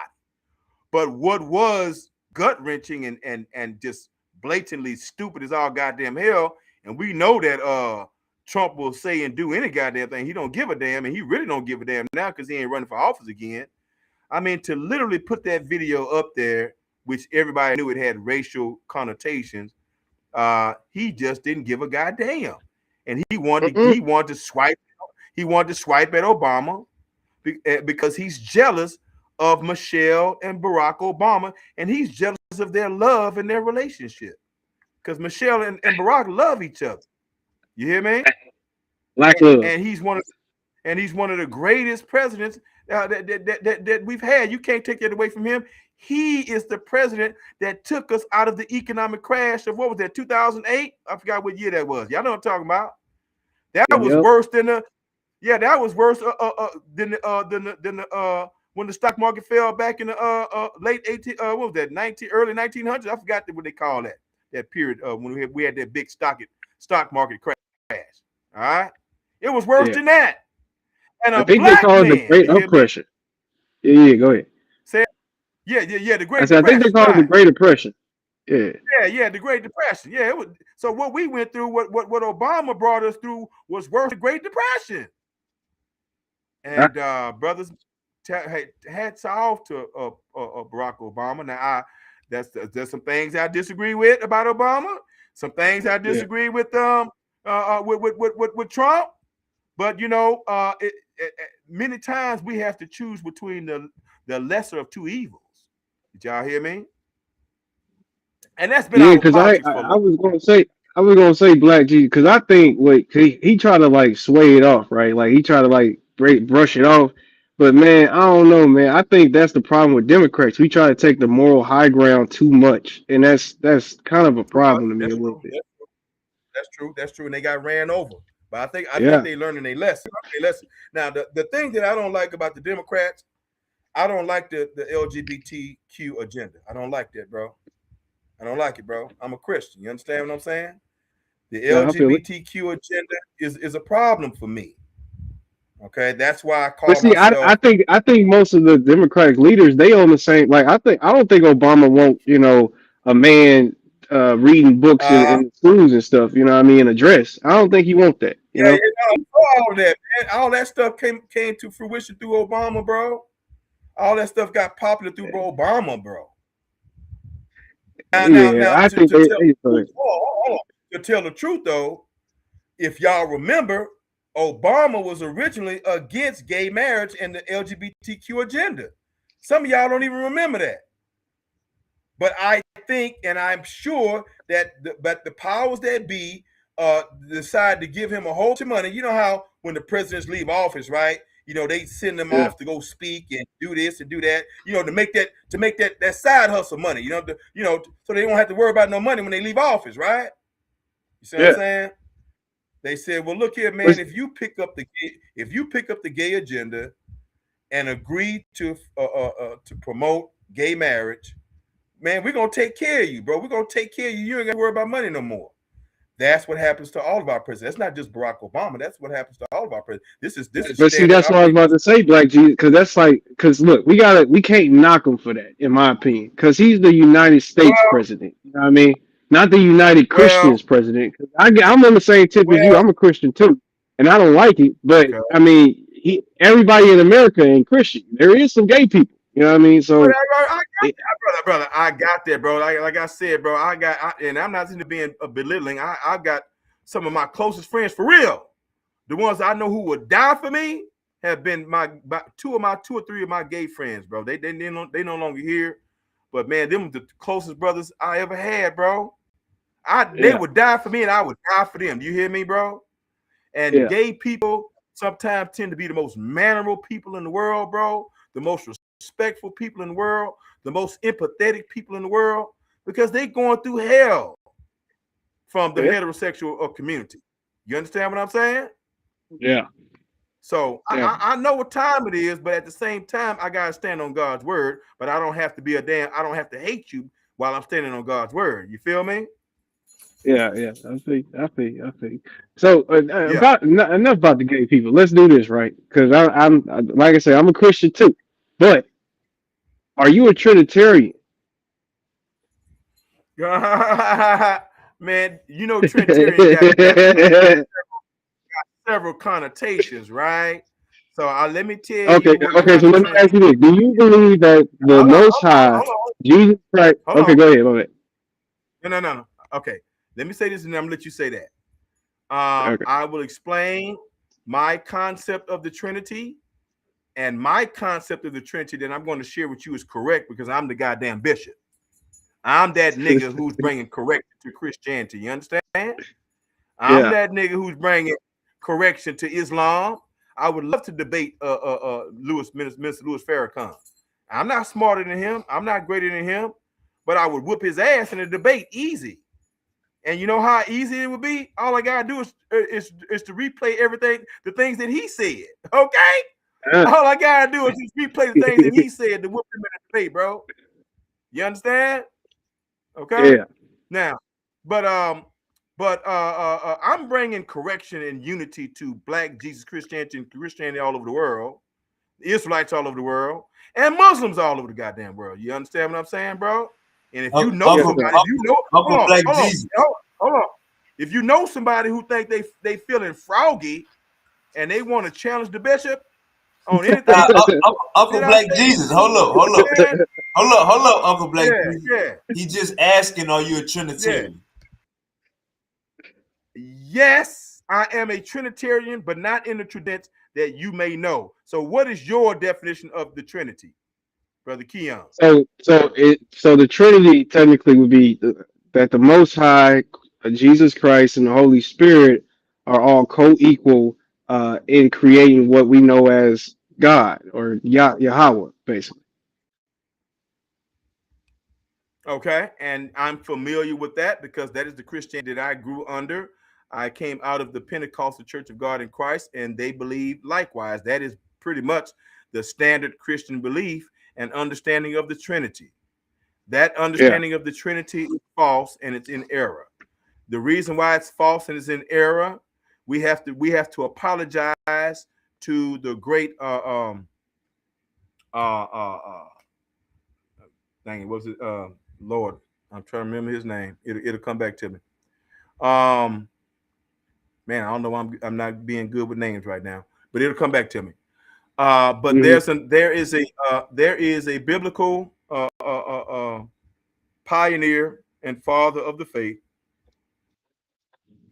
uh, who was arguing with Athanasius at the councils of Nicaea. Okay, Oh, Arian. Arius. Thank you very much, bro. Thank you so much, bro. Yeah. Arius, brothers and sisters, we owe Arius an apology. The Oh whole man. the entire Christian world owes Arius an apology. Arius was right, bro, because the Bible is so. It's clear, brother. Arius was arguing with Athanasius and all the others because Constantine was saying, "Look, we gotta come together on this faith. We can't be saying two, three, four, five different things. The faith must be unified. You understand what I'm saying? That's what Constantine was trying to do. He was just trying to unify the faith, and he brought in the greatest leaders in the church all over the kingdom, all over the Roman Empire, to come in and settle these matters and contentions, right? Yeah. And one of the contentions was, what is the nature of Jesus? Is Jesus a man? Is he God? That was one of the natures and the issues that they was talking about that still goes on today. And Athanasius slapped the hell out of Arius and beat his ass, okay? Because the majority opinion was that Jesus is God. Jesus is God, and Jesus is the Son of God. And that the Holy Spirit is also God. And all three of them are God. They're co-equal. And so all three of them are God, and that's it. Basically, what you said and what our churches and our elders and what Christianity has been teaching the world. But Athanasius was trying to get it right and trying to get them right. And he was right. And I believe, as Arius believes, because the scripture says so, that Jesus is not God. He's not equal to God because Jesus is the Son of God and because Jesus was created by God. God, he himself has never been created. Did you hear what I just said, brother? I'm going to say it again, and I'm going to give you the scriptures to back up what I'm saying. And I'm sure that Athanasius, that Arius was giving them these same arguments, and they got pissed off and what we slapped call him out. swinging and banging. Okay? I said, I believe in the Trinity. I believe in the Father. I believe in Jesus. I believe in the Holy Spirit. The Bible says that there are three that bear witness in heaven, that there are three that bear record in heaven. The Father, the Word, or Jesus, the Son, and the Holy Ghost. So I believe in the Trinity. I believe in three entities. My brother Keon, can you hear me, brother Keon? Yes, sir. When we go to heaven, when we get there, and when we lay our eyes on Jesus, what are we gonna see when we look at God and Jesus? What are we gonna see? What did the Bible say we gonna see? Where is Jesus? Jesus is in heaven right now. Where is he? On the right hand of the Father. There you go. The Bible has about 20 or 30 scriptures saying that Jesus is standing and sitting at the right hand of God. Jesus is standing and sitting at the right hand of God. How the dumbass hell you gonna say Jesus is God when Jesus is sitting and standing at God's right hand? When you see Jesus, you're gonna see him. You're gonna see him sitting and standing at the right hand of God. You're not gonna see him sitting in God. I believe the same.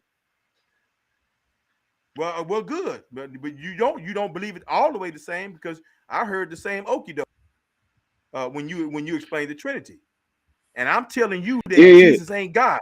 I know you said that Jesus is equal to God. No, the hell he ain't. Come on, Keon. That's why he's standing on God's right hand. Jesus is God's right hand man. He ain't God. Your right hand man ain't you. By Black Jesus. Your right hand man ain't you. You understand what I'm saying? Yeah. So when we get, but I believe the same brother, thing. That's why I even asked the question because I just was wondering where he said on that. I hope you believe the same thing now, and I hope that when you say you're a Trinitarian, that you will no longer say that Jesus. I never said I was Trinitarian. I never said I was Trinitarian. I just asked if you was a Trinitarian. That's all I did. Oh, okay, all right then. All right, we're gonna keep it moving. Yeah, I'm an Arianist a little bit too, but go ahead. No, you good. Go ahead and read Revelations 3:14 for everybody in the room. This is the scripture where Jesus himself, while he's in heaven, describes that his name is called, one of his titles is called the beginning of the creation of God. The beginning of the creation of God. Go to Revelation 3:14. Somebody read that. Okay, I got you. Brother Wavy. All right. Yeah, so, go ahead. Verse 14 here. So to the angel of the church in Laodicea, I guess, right? These are the words of the Amen, the faithful and true witness, the ruler of God's creation. Okay, keep reading. Oh, I'm sorry. No. Are you reading? Oh, no, stop. Are you reading the King James version, my brother? Oh, no. This is NIV. Yeah, read the King James, and let me give you some advice. Make sure the King James is your foundational translation, brother. So you won't get confused and tricked down the road. You understand? Mm-hmm. Okay, so Revelation 3:14, right? So it says, to the angel of the church in Laodicea, right? These are the words of the Amen, the faithful and true witness, the ruler of God's creation. No, you still ain't reading the King James version. Why you doing me like that, bro? Well, no, this is the King James version. You're not reading the King James version. I definitely read the King James version.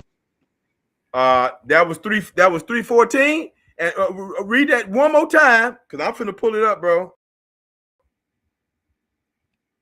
I'm finna pull it up. Read it one more time. Are you there? Where my brother at? Keon, you there?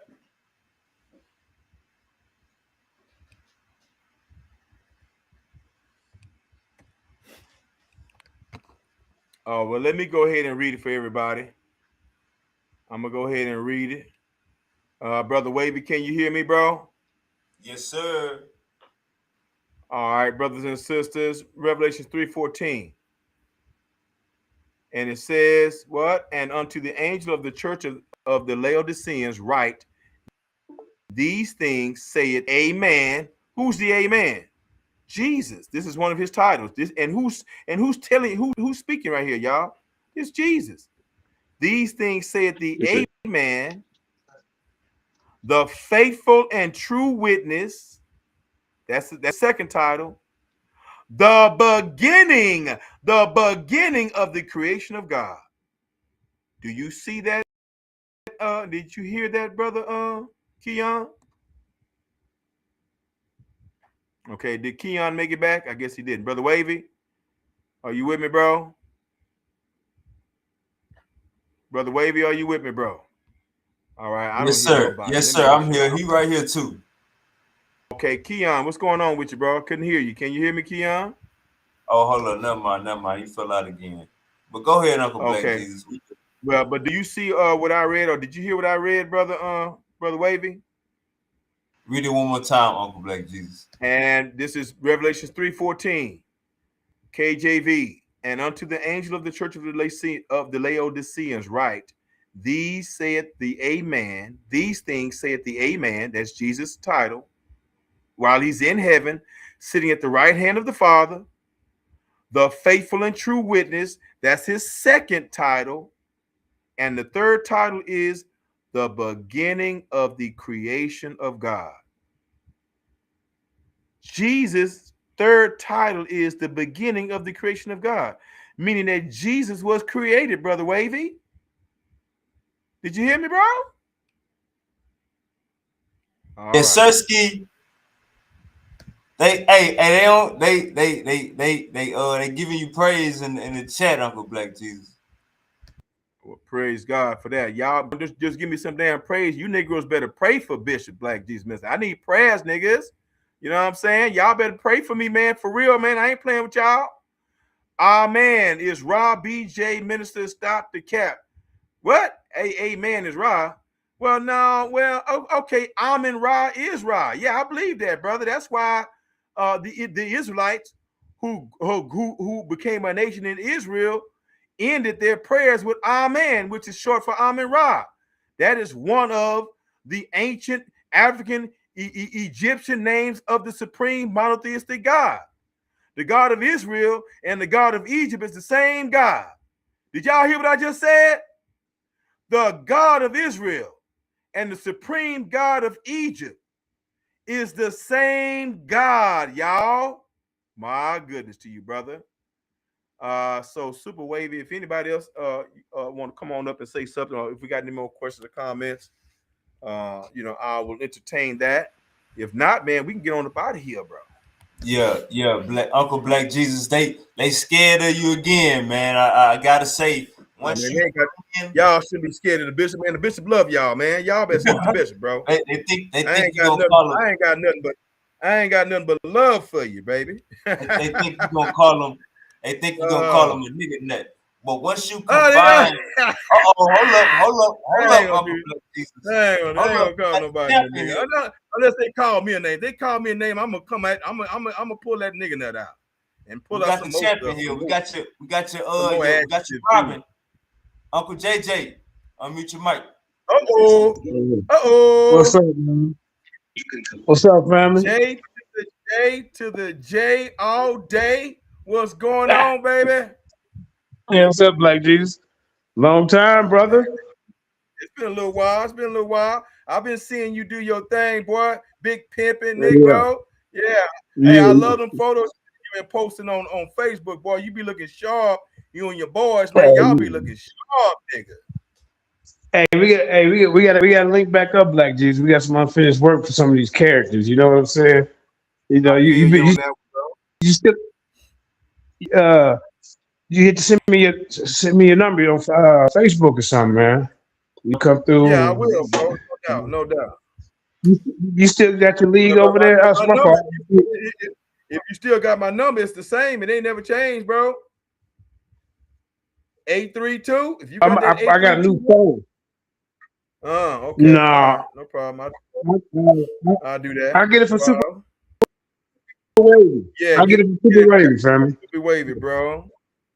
So, man, what Okay, you been yeah, up to, good man? here. What you been doing? Bro, hold on, bro. Did you get married, bro? Hey, spiritual marriage. You know what I'm saying? I ain't going for the man. Ah, You you know. know? All right. I hear you. All right. Well, hey, them photos was saying one thing, so I just wanted to make sure. You know what I'm saying? Yeah, All man. right, So what you been talking about, Black Jesus? man. Man, whatever come across the table. You know what I'm saying? Whatever come across the table, man. Do you think that Yeah. you'll ever come back to the Israelite movement, brother JJ? Do you No. think you'll ever come back to the Israelite movement and the Israelite identity? Nah, man. I'm good. Just the free think and the true secret, but I still believe in the Creator, man. I still use some of the principles out of the Bible, but it puts you in a box, Black Jesus. You know, Yeah. a lot of these guys, like Cesariak and them, they making a lot of Israelites look bad. And when you do try to engage with somebody, the first thing they're gonna think of is a Cesariak type yelling at you, so they ain't gonna take you serious, man. So I don't want to be lined up with that. I did it for 11 years, like Yeah. You But in this thing for a long what about time, bro. We appreciate the work yeah, that you laid down, bro. You brought a yeah, you too. whole lot of people to the light, JJ. Yeah, And you put a I whole like lot of doing that, people in. man. Yeah, you put a whole lot of people on, brother, for real. You know what I'm saying? Yeah, I appreciate the roses, flowers. But I'm gonna let you get back to your show, Elder. We got to link back up, man. I need to come on Clubhouse. Are you still over there, right? Yeah, I'm still on Clubhouse, bro. Still on Clubhouse. They ain't going nowhere. You get Right your now. tournament going? Say it again, You brother. got your tournament? You got your I tournament haven't started it for this. going? I haven't started it for this year, 2026, but we did have the tournament last year, and the champion is a brother by the name of DOC of the Yeah, I Apocrypha. remember. DOC. You know DOC? Yeah. Okay, yeah. You remember? You was there, Negro. Why are you playing? But yeah, we haven't started up for 2026 yet. Probably about 2 or Okay. 3 months we'll start up. And the prize money gonna be $1,000 this time. What you gonna be doing? The prize money gonna be $1,000 this time.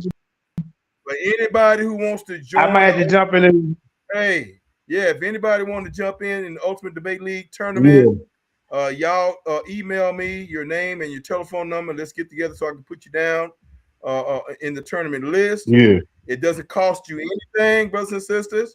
The cost is nothing. It's gonna cost you some damn time. Yeah. It's gonna cost you some energy Yeah. if you want to make it to the end, because the quality of our debaters are serious. You understand what I'm saying?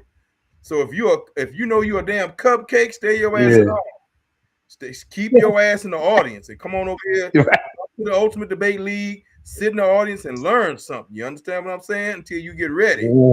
Because if you listen to Ultimate Debate League debate, Lions Den debates, you know what I'm saying? Them debates will get you ready. You understand what I'm saying?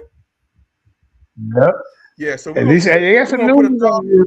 Some news on man. We're gonna put Let me say one more $1,000 thing. up. Yeah, go ahead. Remember how we beat up on the demon debate? I guess Ron Shield want to finally get in the ring with me, bro. Shout out to brother Ron Shields, the Judaizer. Shout out to Ron Shields, the Judaizer. I love that brother Ron. I love that nigga. That's a smart nigga, bro. That boy, that man. I look at we over here laughing. You know Ron ain't nothing to play with, bro. You know that boy ain't nothing to play with, bro. Yeah, I know, but what he run from us for? He left old Don up there by himself, and we beat the crap out of it. It was when the truth shows up, when the truth shows up, you gotta run. The only thing you can do is That's run or take that right. ass. That's Take right. that ass whooping, Yeah. right? That's it. Yeah. Get up out of here though. Hey, listen to this. We was the most feared tag team on the goddamn planet. Wouldn't nobody debate us, man. I'm trying to tell you. Indeed. You stay left old Right. down up there by himself. Yeah. That's a Indeed, All right. fact. bro. I love you, Black dude. Let me get you contact with you. Yeah. Thanks, Super Wavy. Peace and blessings. Hit the like, share, subscribe. Come Yeah. on. All right, Uncle JJ. Yeah. All right. My goodness. But Wavy, I've enjoyed myself, bro. But Man, I'm trying to. but if the people take this Epstein opportunity and come together, all them dirty ass politicians who kissed Trump's ass and didn't do the right thing and is kissing his ass right now and going along with not releasing all these files, every last one of these politicians, we need to vote them out of office. And if your cult, if your nigger fool organization, or your foolish, retarded friends told you that you ain't supposed to vote, shame on Tariq Nasheed, shame on Dr. Umar Johnson, who told you Negroes to stay home and don't vote. Your black asses, if you don't vote in the presidential election, you're supposed to be voting for what's going on in your city, in your community, with your stupid asses. Did y'all hear me? And there is such a thing as two of the lesser evils, one of the lesser evils. And that sometimes we have to vote like that. The Democratic Party is evil and the Republican Party is evil. Okay? Let's keep it real. Y'all understand what I'm saying? And we black people, we need to love each other and come together. We black people and black men, we need to take command of our communities. We black men need to take care of and raise our children. Stop being a goddamn hoe. You hear me? Grow your ass up. Goddamn. If you're gonna be a hoe, nigga, cut it off at 25, nut. You understand what I'm saying? Okay? Wrap it up, nigga. Wrap it up, nigga. And stop laying babies all over the goddamn place that you ain't gonna raise and you waiting for some other man to raise. The hell is wrong with you? Feel me? Apologize and repent to the women, the baby mamas. Apologize and repent to your children, man, that you didn't take care of. Nigga, start now. It ain't never too late. Start now, god damn it. You understand what I'm saying? You the goddamn problem. The black man is the goddamn problem of the black community. And you're not going to sit up here and push this lie on the black woman with your sorry punk ass. Sissy, bisexual, skinny jean wearing ass. You understand what I'm saying? Homo thug looking ass. Feel me? I'm sick and tired of y'all niggas, man. Y'all some hoes, man. Over here bitching about the black community and the black woman. The black woman is everything for us. If it wasn't for the black woman, we would be nothing. The black woman forgave your black ass for not protecting her during slavery, where you had to stand there and watch the slave master rape her. And now, and she forgave you and still love you. She still look up to you. The black woman love you, forgave you, look up to you, wants to marry you, and all you want to do is marry somebody else. And call her the worst woman on the planet with your retarded ass. You understand? To all you manosphere, bisexual ass, nigger ass men all over social media, you're some bisexuals. You some homosexuals. You hiding who you are. You're some down low ass niggas who hate women who want to be women. And it's time for you bastard niggas to be exposed, bro. And you silly, willy ass, dumb ass women, stop supporting these down low internet trolls who on social media talking bad about you. What the hell is wrong with y'all? Stop it. Stop supporting these men. It's time to cancel them. You hear me? They are tools of white supremacy. And you Negro men, you black men who ain't taking care of your kids, you are the goddamn problem. You hate child support? I hate child support. You always, nigga, who you want to take care of your child? What the hell's wrong with you? If you don't want to take care of no children, don't have no children, goddamn it. And there's ways that you can work that out. You know, it's an old school rap song. I forgot who made the song. The song was "I'm a hoe, I'm a hoe." You know I'm a hoe. How do you know? Because I told you so. I'm a hoe. You know. Come on, man. Oh, Okay. Ain't nothing wrong if you want to be a player. If you want to be a hoe, wrap it up, nigga. Go get snip, nigga. You understand what I'm saying? Every child deserves their mama and their daddy. Did y'all hear what I just said? God damn it. I don't give a damn if you made the mistake 1,000 times. Every child, black, white, no matter what, they deserve their mama and daddy, whether y'all together or not. Y'all got to be in y'all kids' lives, man. You got to be there, man. I'm telling y'all, man, all this, dropping babies all over goddamn place and you ain't got nothing to do with them, that is destroying us, man. And I'm not talking from a place of like I'm Mr. Perfect or nothing like that. The truth is the goddamn truth. Whether it hurt me, you, or anybody, everybody else, goddamn it. The truth stands alone, goddamn. You understand what I'm saying? You feel me?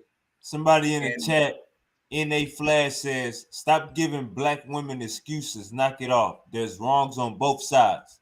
Nah, the majority of the wrong is on your down low side, brother. You understand what I'm saying? I hope you ain't DL. You just might be a victim who done swallowed the damn pill to want to sit up here and blame everything on the woman. Man, nah, ain't no damn both sides. Nigga, a man and a woman ain't the same nut. The man is the head of the family. Is the woman the head of the family? See, you Negroes is too used to women being the head of the household. Why are women the head of households? Because your black ass ain't there. Why is the woman raising your child by herself? Because your black ass ain't there. You ain't paying child support. You ain't there. You ain't paying child support. You ain't the head of the damn household because you too busy being a hoe. The hell you talking about? Who's supposed to protect the family? The woman or the man with your dumb ass? And I'm sorry, bro. Whose job and responsibility it is to protect and defend the black family? The woman or the man? Nut. Who is the head of the family? The man or the woman? Oh, you gonna say the woman, right? With your stupid ass, right? That's why you mad at the women, because you being stupid right now, bro. And I'm saying that respectfully, and I'm saying it with love, bro. Everybody's been stupid. Everybody's played the fool. Sometimes there's no exception to the rule. Huh? Come on now, bro. The Bible says we have all sinned and come short of the glory of God, and that includes me with my stupid ass and my stupid mistakes, bro.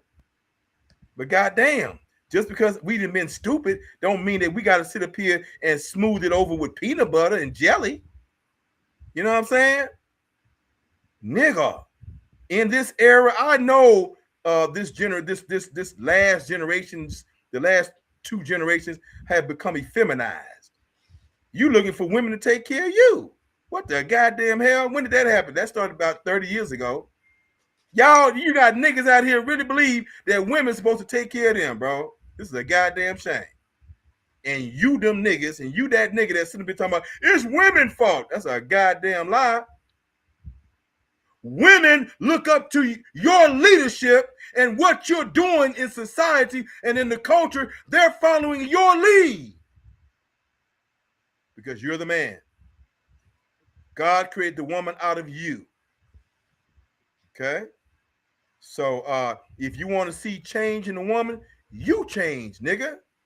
You understand? You change, and then the woman's going to follow your lead. All right? So, brother, I'm sorry that, I had to kind of get hot like that, but I'm talking to all the brothers that said what you said right now. And I had to kind of put that heat on for all of y'all. But for you individually, brother, please forgive me, bro. You understand what I'm saying? I want anybody and everybody to speak their mind, okay? But we got to keep this thing real, bro. And I'm sick and tired of weak-ass, effeminate-ass men, black men, trying to blame the woman. And if it wasn't for the black woman, we wouldn't even be here. The black woman been holding every goddamn thing down. Stop playing with me, bro. All right, he says, "What you got to say for the OnlyFans shaking ass selling black women?" Look at this fool right here, bro. You saying the same damn thing, boy? Is that the kind of women you deal with, nigga? That's yeah. And who she shaking her ass for? What she's the OnlyFans for? She's been an OnlyFans for your whole ass, for your whole ass appetite. We got too many whole ass men out here in the world. That's why they out here selling their ass on the online because you buying it, nigga. You a hoe. Because I'm a hoe. I know I'm a hoe. How do you know? Because I said so. Because I told you so. Bro, you got a hoe ass complex, bro. You know what I'm saying? You want to call the woman a hoe, but you don't want to recognize that you the hoe. And to get your attention, she's got to be a hoe. Because that's what you like. Stop playing, nut ass nigga. OnlyFans ass nigga. Goddamn. That nigga stay on OnlyFans 24/7, I bet you. I bet you stay on that 24/7 with your little nasty ass. Oh, Nigga, hold on. I hold got on, it. hold on. Let me say this. Hold on. Let me say something. Nut ass boy, grow your ass up and be a man, bro. And stop being addicted to porn. You understand what I'm saying, goofy man? Did you hear me? Nigga, you's a porn addict. You understand? Okay? Grow your ass up. You in the grip of a demonic spirit, nut. And God and the bishop or some or a man of God or woman of God, or go find your mom and your dad. They need to pray that damn spirit off of your ass. You understand? So that you can see the world right. So that you can see yourself right. And so that you can see women right, bro. You blind. And all you see is sickness. You understand what I'm saying? Until you are healed of your sicknesses, bro, you're gonna stop. You're gonna continue to blame the woman with your sorry, effeminate, down low ass. Okay? Go ahead, brother Wavy. Keon, what's going on, Keon? What's happening with you? All right, you want to say something? Nah, I think you crazy, Unc. No, I ain't gonna lie.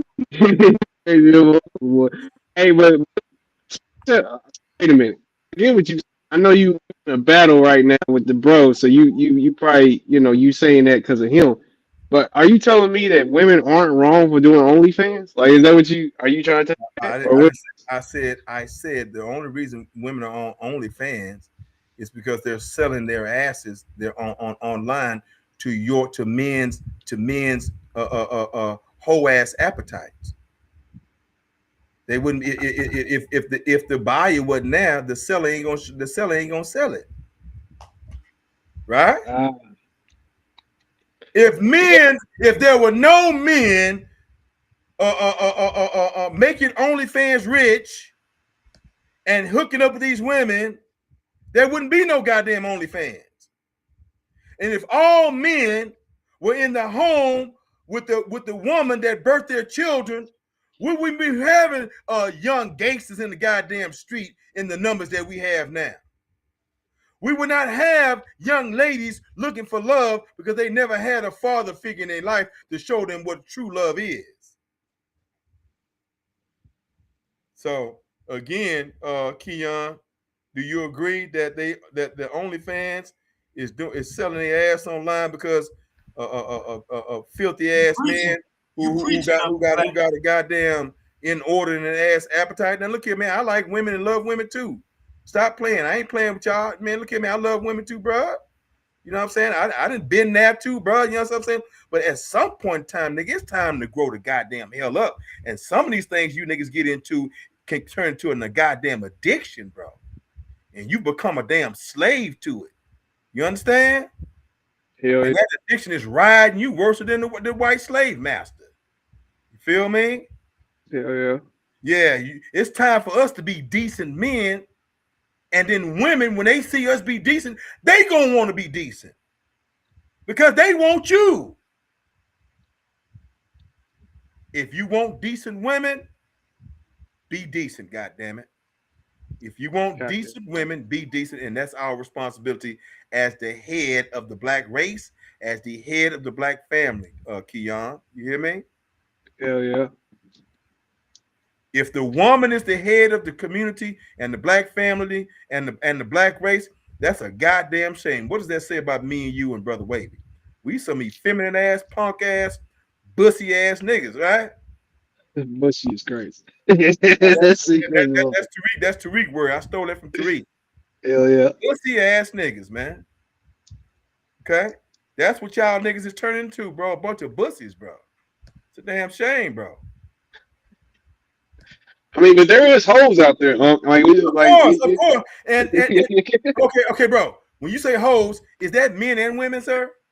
yeah. It's both of them. Oh, okay then. Well, goddamn, 50-50 then, right? Oh, now But there is hoes out there, Black Jesus. You was really talking about women. You weren't talking about the men. See, I'm sitting up here. I'm showing you your mentality right now. You have a bias. Men have a bias toward women. Okay? It's okay for you, the man, to be a super hoe and to sleep with 1,000 women a day, but it ain't right for a woman to sleep with 1,000 men a day. Okay. Nah, they both hoes to me. Nah, it's just the subject was women. That's why I was specifically talking about it. I got you, bro. Bro, the women, whatever women are doing, we teaching them how to do it. We're leading. We're leading the culture. If we're being delinquent as men, our women are being delinquent as women. Did you hear me, brother? Yeah. Straight up, bro. But don't you think that's a little misogynistic to think that a woman can only function as a decent human being if she has a man around? Like, that's kind of misogynistic, ain't it? And that would be. And I definitely don't mean it that way. Yeah, women have a responsibility to be their own selves. All women don't fall into the okie doke and the trap. You know what I'm saying? Because they're strong willed, but yet and still, when a real woman will tell you that they look towards men for leadership. It don't mean that she can't think for herself. She can't be her own woman. That she looks toward the black man for protection and defense of the black family and the black community. Right? Yeah. Who we gonna send out there? We're gonna send the women out there, or we're gonna send the men out there? Definitely the men. Yeah, the download niggas. We're gonna send them women out there. I'm gonna stay here in front of the TV with my playing video games. That's what niggas, the women paying the bills, doing every goddamn thing, got a job, and your ass, you the what's that term they got for the men housewives now? What's that? The gigolo. The domestic, y'all domestic ass niggas now. It's a goddamn shame, bro. And this is some new dish. You know what I'm saying? This stuff ain't been like this, bro. Y'all new niggas think that niggas been doing this forever because y'all don't know no better. You was born 20 years ago. Hell no, bro. Real men wasn't thinking no goofy stuff like that, nigga. The original man, niggas my age and older, the man, nigga, I'm the goddamn man. I don't care if you got a job or not, sweetheart. I'm gonna take care of us. You ain't got to worry about nothing. That was the predominant mentality of men from my generation on backwards, bro. You know what I'm saying? Oh no! Oh, what you bringing to the table with your bussy ass? Bussy ass men. What can you do for me? Bussy ass niggas, skinny jean ass niggas, effeminate ass LGBTQ cross dressing ass niggas. Goddamn. Y'all shameful, man. This is a goddamn shame, bro. What can she do for me? Sit your sorry ass down, son. Okay? Weak ass nigga. Goddamn. You over here trying to scheme on her career, scheme on what kind of money she got. Nigga, you ought to be able to take care of her and your household on your income alone. If you can't, nigga, keep that thing in your pants, nigga, and stay online looking at OnlyFans. You understand what I'm saying? Leave the real thing alone, nigga. Goddamn. At least we had that much goddamn sense. You know what I'm saying? You know, we had porn back then. You still like we do now. It wasn't online. That nigga had magazines and all that stuff, nigga. Stay your ass in the magazine till you get your money up, nigga. Till you get your weight up. Okay? Yeah, I agree with that, boy. Yeah, Yeah. stay your ass in the magazines and online until you get your money up your weight up, nigga. You Because understand? Black Jesus, I think that's why we get so many single baby mamas. Because it's not really because niggas just want to leave their kids. It's really because they can't take care of the motherfuckers. Like they can't. You know what I mean? Yeah, That's I know because they were just hoeing, and they ho. You know what I'm saying? Nigga crazy. Hoe as you go. Hey, hoe as you go. You know what I'm saying? They didn't give a Yeah. damn. Don't give a damn. You're a damn animal. You are a goddamn animal to have a child by another human being. You got a child in this world, and you don't have nothing to do with that child. Nothing, bro. Something wrong with you, man. Somebody need to beat your ass. And the second woman, the third woman that you end up being with, if she tells your dirty ass to act like you ain't got no other kids, then you's a dirty nigga and somebody need to beat the hell out of you, man. You understand what I'm saying? For sure. Yeah.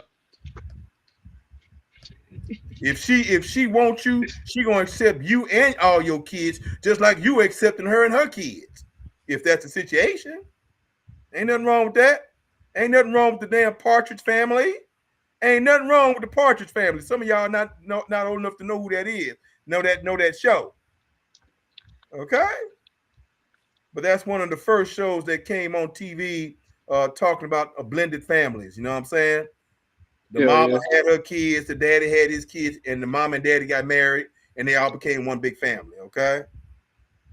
So, Black Jesus Minister, how do you feel about white women? Like, should a black man be with a white woman?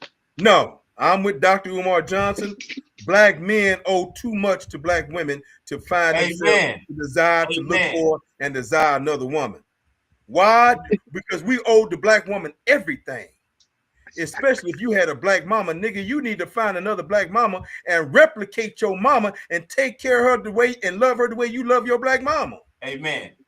But some of you niggas don't love your black mama. Some of you niggas don't love being black. Some of you niggas want to be white. Some of you niggas want to be a Mexican. Some of you niggas want to be an Asian. You want your children not to look like you because of self-hatred with your stupid ass. With your Uncle Ruckus looking asses. You understand?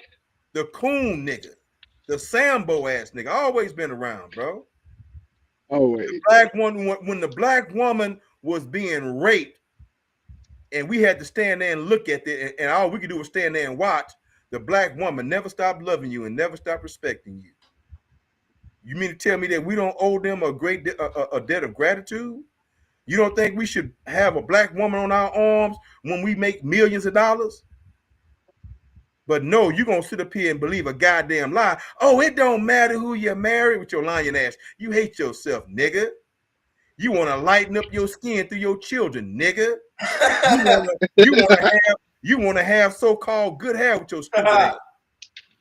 You don't even know what good hair is. Good hair is hair that stay in your head, nigga. Preach. Good hair ain't no curly hair, punk. Colorism is a sickness that we have among us in the black community, and black men are the number one purveyors of colorism in the black community. Oh yeah, I want a light skinned chick. I want a yellow bone. Oh, I want a mixed chick. I want this chick. I want that chick. Yeah. You niggas, y'all know what y'all niggas do. It ain't changed. It's been around for a long time. And the black sister sitting there being patient, still loving you, still admiring you, and you want everybody else except her. That's a goddamn shame before God. God need to come down here and put his foot up your ass. You understand what I'm saying? Yeah. Let me ask you this: other than accepting Christ, what do you think is the biggest problem with black men specifically? Let me say that.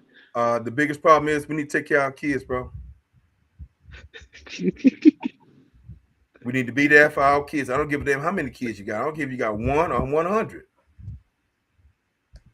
We got to be there for our kids, man.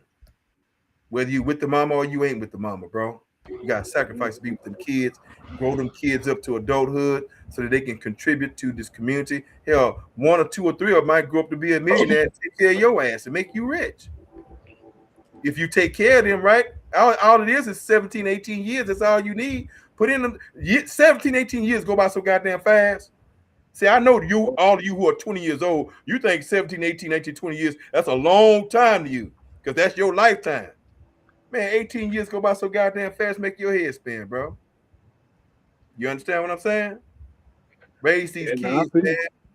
Educate your kids, man, so that your kids will be strong in their mind and their spirit, and they will contribute to the health and prosperity of the black community. And then they'll take care of your ass. Some of them might end up being millionaires and take care of your ass, man. What's wrong with you? I can't agree. I can't. Keon. yes, sir. Listen, I can't agree with you, black minister. Okay, well, I can't agree say with your you, piece, bro. You bro. want to know why I can't Say agree your with you? piece, Want to bro. know why I can't agree with you? It's a reason why, bro. Go ahead. It's faults on both sides of the street, bro. It's not one. We got women being raised up the wrong way. We got men being raised up the wrong way. So your fathers are leaving their children behind. Some getting Bro. pushed out the house, and some running from the house. You feel me? It's some that tried to stay at that house and take care of their kids too. So you can't really just say that and make that seem like it's a one-way street. It's not true. Because I got Brother. kids that I tried to stay Okay, there brother. with, and I couldn't do it. But I still raised my kids. I got one in college that I didn't Well, live in the same house with. But he's my son, and he know I was there every step. So I can't really agree with you. Okay, You know now what I mean? okay, I just can't agree. okay, well, so actually, you're not really disagreeing with me, because I'm saying to you, I said to be there for your kids. I didn't say be I'm there saying for that a lot of these the women. I'm saying a lot of these women full of shit. hold on, though, but hold on, brother. Listen to me. Listen. I know that some relationships ain't gonna work. I know that. You know that. And if it don't work, then leave. That's the best thing for you to do. But when you leave, we got too many men leaving, and they forgetting the damn kids. They leaving the woman and the damn kids. I'm gonna give you an example. Oh, bro, You so want to hold know how I on, take care of my kids? No, because you making. I want you to hear where I'm coming from, because you kind of think I'm agreeing. I had to go to court to get fucking. I had to go to court to be able to see my child. I believe you, so don't brother. say that. I believe you. You got women that damn near make it seem like a man ran away, but they won't let you see your fucking kids, bro. And I'm not talking about you, bro. I'm talking about the ones who walk away from the kids, bro. Come on, now, don't. That's not you. You listening to women too much. Brother. That's not you. I'm talking about the ones who leave and walk away from their kids and don't take care of their kids. That's not you. I'm not. You and I agree. Listen, you and I agree.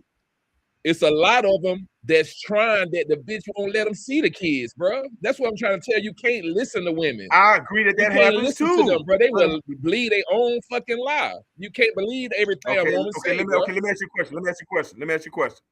So, if the mother successfully stops you from seeing the kids, does that mean that you're not supposed to be there for the kids financially? That don't mean that. No. Does that excuse line, though? See, what happens is it draws a line, bro. I don't know if you got kids, but that draws a line. Because if I'm giving you money and then you telling me I can't see my kids, then we got to go to court and I got to get parental rights. You understand? So I know how this goes. I got you. And you should. If she's stopping you from having a relationship with your kids and you got to go to court to force her, then you got a right to do that, and you should do that. It's a lot of uneducated men hold on. And if you're safe to be around your kids, then you're going to get visitation rights with your kids. I just don't agree with a lot of the shit you just said, bro. And a lot of shit that's women. Okay, can you name one? And a lot of the social media man versus woman shit is not all the way true, bro. A lot of women will not hold themselves to accountability, bro. And we just got to be real. We don't call a spade a spade. They won't hold themselves to accountability. Give me one accountability. Give me one accountability. I just gave you one. Example. They'll say, and I'm saying, hold on. Okay, but you and I. Go ahead. But you and I agree. I don't see. You keep saying we disagree, and I don't see no disagreement between you. I'm gonna give you an example of what I see on social media. You'll have a lot of women man bashing men. Every one of them. You will have 1,000 motherfucking comments, and 900 and some of them, all of them agree. You really think all that shit is true? Of course not. Exactly. But that's what we got to hear. You don't see men having thousands of views and all this page, you see women doing this more than men, bro. And they all agree, and they'll be lying half the time. So it's hard to Hold on, come let me to a catch common this ground. phone call. Let me catch this phone call, bro. Hold on. Yeah, that is not true, bro. Let me catch I this, gotta baby. stand on it. I'll be right back. I got sisters. All right, Black Jesus. Wave, I got sisters, bro. And some of my sisters ain't right. That man trying to do the right thing and she behind his back doing this. Come on, bro. A lot of that shit go on. And you can't take that away from, you just gotta say both sides has got to clean their act.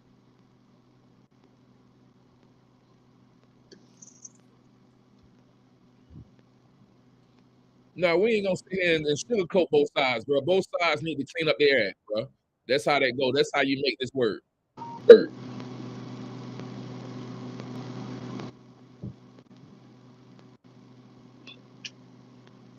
I wish I would. I've been married. I don't know if this man been married before, but I've been married, bro.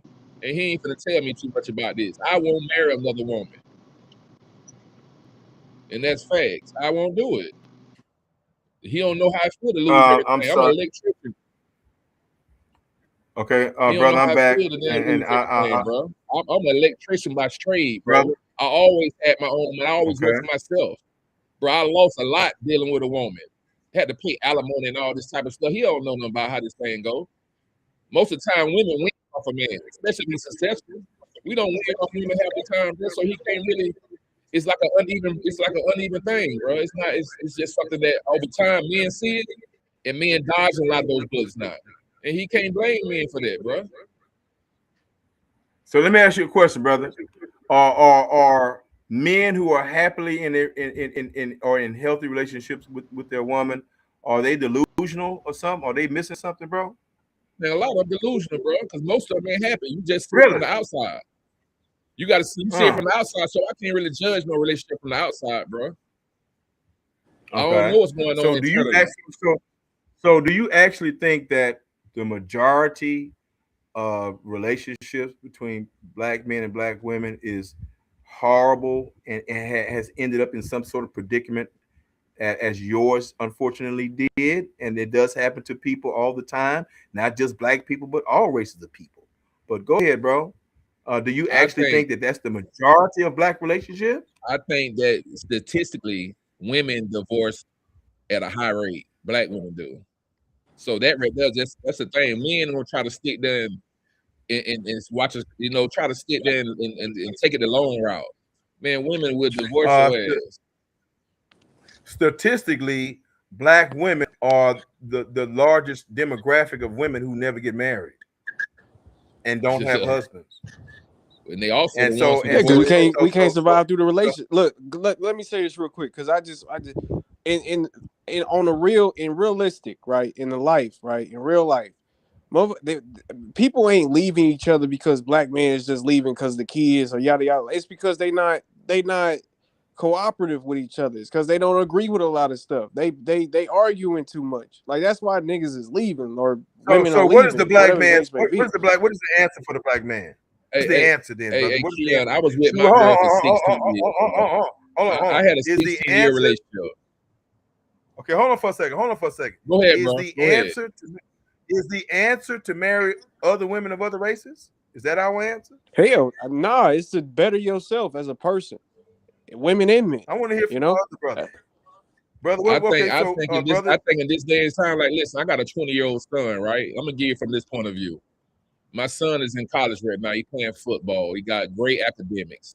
You know what I'm saying? What I told him is to take care of your future first. And if somebody fall in your hand that's worth it, then you take that chance. But don't put your life into one of these women's hands, one of these girls' hands or whatever, and she's not the right one. So just take your time. And I think a lot of us need to do that. So what is your advice to your son? Is your advice to your son is to never get married? I just told you. I told him to take care of himself and make sure his future is already his journey is already there where he's kind of like stable. Do you have a daughter? Early. Yeah, I got a daughter. Do you have a daughter? Yes. You got a daughter? Yes. Is she growing up? Does she have a relationship with you? Yes. Okay, what advice are you giving her? To take care of self. So be true. Just like the brother. Chance. Yeah, I want you to be loyal. If you deal with anybody, be loyal, be truthful, respectful. Yeah. I want you, okay, but I don't want you to get ran over. So it's like I got you. When a dad teaches his child, a girl, it's like he gives her the toughness of the teaching. You know what I'm saying? I got you. And let me say this here. If you love, and I know you do, if you love, and I know you do, you love your son just as much as you love your daughter. You don't love one more than the other. You love them for real, for real. You know what I'm saying? You would die for them. Well, if that's the case, then, brother, you should want the same outcome for the black man because your son represents the black man. And you should want the same outcome for the black woman because your daughter represents black women. And it's a possibility. I don't know. I didn't ask you. And I'm not trying to get into all your business. It's a possibility that your wife might have been the product of a single parent household. Might not have had a daddy. There's a lot of messed up women out here because they didn't have no daddies in their life, bro. Did you hear me, bro? There's a lot of women who have, listen, there's a lot of women who have been played over, holed over, picked, chewed up, and spit out because there was no men in their lives, no fathers in their life, bro. Hey, black Jesus minister, man. Black women chase the wrong thing. We gonna just keep it real. We ain't gonna lie to the public. Black women chase the wrong thing. And when you somebody like me that pull up on you with a foreign, a moon roof, riding on 4Gs, and I got this little materialistic stuff, this is wait. A lot of women fall in love with what they see, and money rules the world. So a lot of times women get trapped. You understand? They get trapped on something that they think they see that's right for them. You understand? So I don't even think that's just a woman thing. I think that's a lot of that's just people in general. You know what I mean? Like people in general, they always chasing after the wrong thing. You know what I mean? They chase the wrong thing, but they'll see another guy that's a good guy. Listen, before I stop, they'll see another guy that work and don't have that, but he might be a better person on the inside. But they're like the other guy. What happened? But hold on though. But what happened to the men being the pursuers? See, this is the change in the generation paradigm that I'm bringing to you guys. Men were traditionally the pursuers. That's old man BS, Black Jesus minister. That's BS. There's no pursuers. There's none of that, bro. We live in a society where you can be your own person. Hold on. I agree. Dingling and coochies. Hold on. Dingling and coochies, old man stuff too. Ain't nothing changed. That doesn't change, but your reasoning. Okay, look, what you do is that since you got a dingling, since you was born with a dingling, that means you must be this. Since you was born with a coochie, that means you must be this, and this. That's the old way, bro. Listen, bro. No, the old way is the dingling and the coochie ain't changed. You still need a man and a woman to produce a child. And if a man and woman produce a child, it's both of their responsibilities to raise that child. You see how simple that is, bro? That's a fact. That's it. That's old man shit.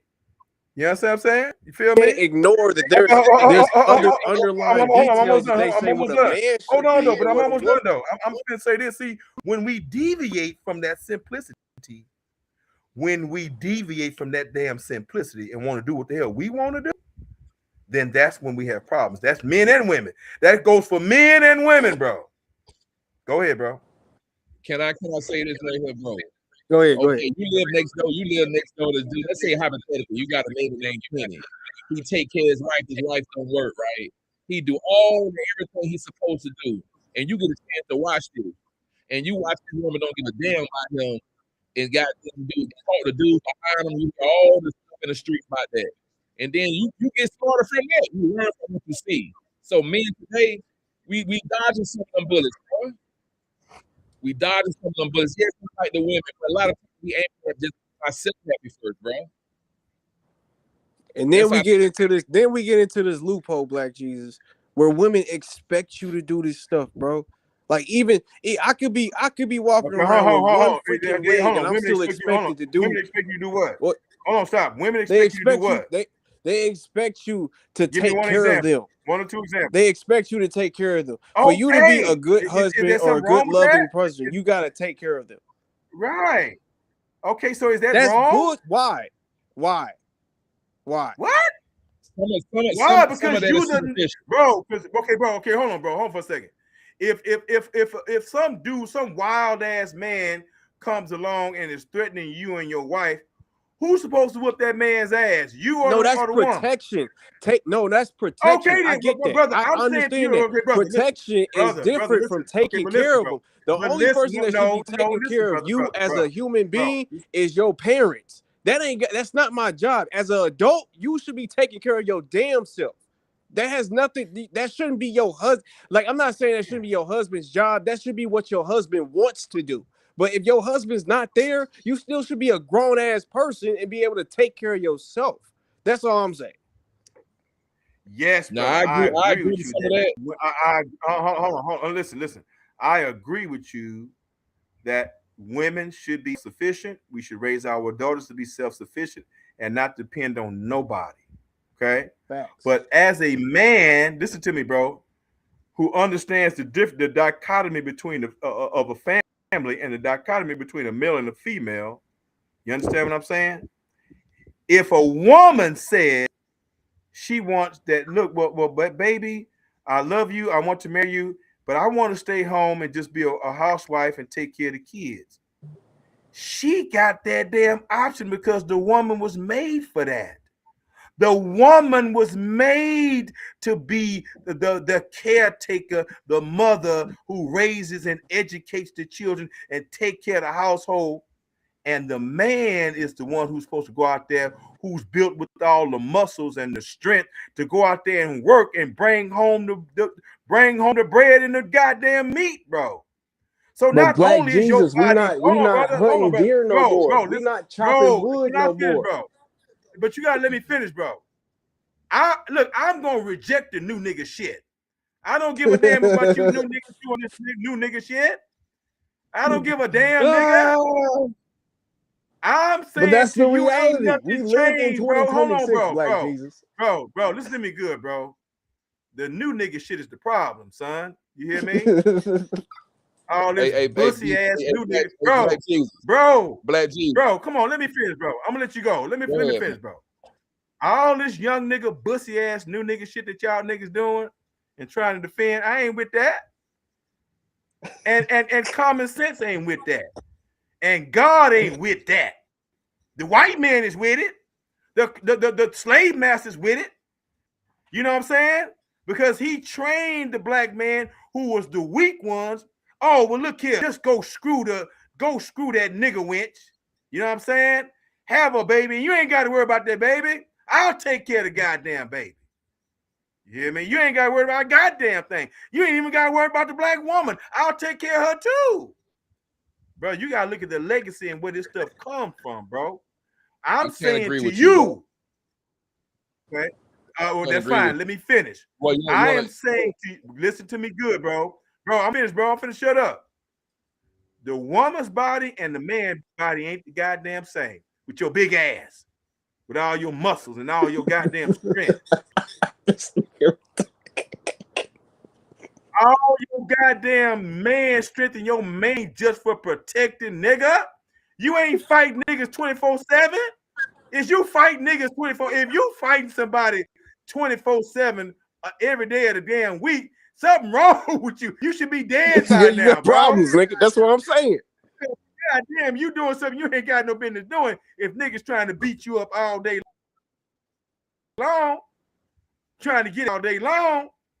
So what the hell is supposed to be going on with all them muscles you got, nut?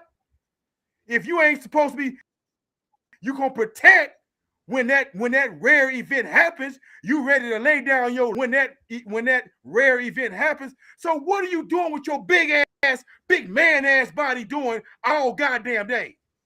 Big strong ass nigga. What are you doing? Your body ain't the same as hers. I'm almost So we done, just bro. supposed to die I'm for almost pussy done, bro. like Jesus. You telling me I'm just supposed to die Bro, for pussy? y'all, boy, y'all sound like pussy niggas, man. I'm telling y'all, bro. Hey, Let Black, me finish though, bro. Come on now. you Y'all probably ain't gotta that let much me older finish, than bro. me, bro. Come on now. I'm the gas now. Come on now. Y'all gotta let me finish, bro. I am saying to you, big ass niggas. Nigga, even if you 5'5", nigga, you still the nigga. You still the goddamn man, nigga. Goddamn, okay? With your muscles, nigga. With your big, strong ass body. What are you doing with all that goddamn man strength, nigga? What you doing with it all day, goddamn day? What the hell is you doing? Oh, hell no. The woman ain't got your body. She ain't walking around with nuts, nigga. She ain't dragging no nuts. What's wrong with you? Big nutbag ass nigga. What the hell? Goddamn. Big knuckle dragging ass, gorilla ass, big ass nigga. Goddamn. Your body, nigga. God created your body to not only defend the woman and the family, but to get your big strong ass out there and provide, nigga. Did you hear me, bro? Now go ahead, bro. You got another multi-purpose use for the man body. The bussy moves. You got some bussy moves, nigga. Is that what you want to bring into the paradigm? I refuse the bussy paradigm. Use the bussy moves of this new generation. Y'all niggas need y'all ass whooped. You need a foot up your ass, bro. You understand what I'm saying? Go ahead, bro. Man, we watch men like you get ran over. That's why we ain't gonna get ran over, bro. I don't know what you keep talking about. I'm 48. Yeah, I'm about to say, because this nigga gonna go out there, protect, Hey, die, do all kinds of stuff for some pussy. That's just don't seem hey, right. Black Jesus Minister, I'm 48, bro. I'm born in 78, bro. I'm not a young nigga. You 48? Yeah, Shame on you, bro. But you I done fell victim to the bussy I watched how life changed. You done fell victim to the bussy movement, 48. No, bro, I watched how life changed. I watched how life changed, and I ain't finna let a bitch keep me out of nothing. I give a motherfucker. Yeah, but nah, it's crazy how niggas was willing to die. You got to think, because look, Black Jesus Minister come from that generation where they was sitting outside of bitches' houses or the windows with boom boxes. You know what I mean? Having they niggas in the back coordinated dance moves and shit like that. So that's where he comes from. So I get it. You know, y'all had this monumental thing where y'all put pussy on a pedestal. But honestly, bro, a woman can do her weight just as much as a man can do in this society. The worst thing that a man can do is probably go work in like construction or something at this moment. That's the worst thing a man can do, a warehouse or something. And you got women in there who's doing the little mechanical shit, making the same amount of money as the men in there that's doing the hard work where they actually picking up something and moving it. So that's what I'm looking at. It's just a society that we live in, bro. 2026, they got it where motherfuckers can literally be on a computer making way more money than niggas that's actually cutting down trees and doing shit. So that's if a man could do it, a woman can do it, in my opinion. I ain't got no problem. Look. Hey, Black Jesus say, how old are you, Keon? He young. He said, my bad, I'm 20, I'm 27. Exactly. You sound like a little bit. Okay, you that bussy. But we gonna get back on. Now hold on, let me finish. Listen. Hold on, brother. Hold on, Flash. Hold on, Flash. Let me say this real quick. I'm not saying I don't have a problem with women. I want women if they want to be out there and have a career and make money and make more money than me. I ain't got no problem with that. Hey, baby, go ahead. But I'm still gonna do my thing too. I'm gonna contribute too. I ain't got a problem with a woman having more education than me, making more money than me. At the end of the goddamn day, I'm still the man, and you still my wife, and I'm still the head of the household. I don't give a damn if you got more education than me, got more money than me. You gonna recognize that I'm your husband. I'm not going to abuse you. I'm going to be righteous. I'm going to be judicious. I know that God has given you a superior spirit, and when God speaks to you, and when you speak to me with your superior wisdom, I'm going to listen to my woman. You her. You niggas is coming at this thing all wrong because you didn't have a bad relationship. Hell, I didn't have bad relationships. I could be talking just like you niggas right now. I didn't have bad relationships. I could be talking just like you niggas right now, bro. But goddamn it, common sense and nature tells me that sounds sick to talk like that. Why? Because I'm here to tell you that between the man and the woman is the only family member in that relationship who can say, and nobody should even bat an eye. Nobody should even have a damn problem with that, except you a bussy boy. You might be a bussy boy. When a woman says, baby, I want to stay home, take care of the house. A woman has that privilege. If she don't want to work, she ain't got to work. If she wants to stay home and take care of the house and take care of the kids, that's the woman's prerogative. Because she's the woman. Nigga, fuck that. Nah, fuck that.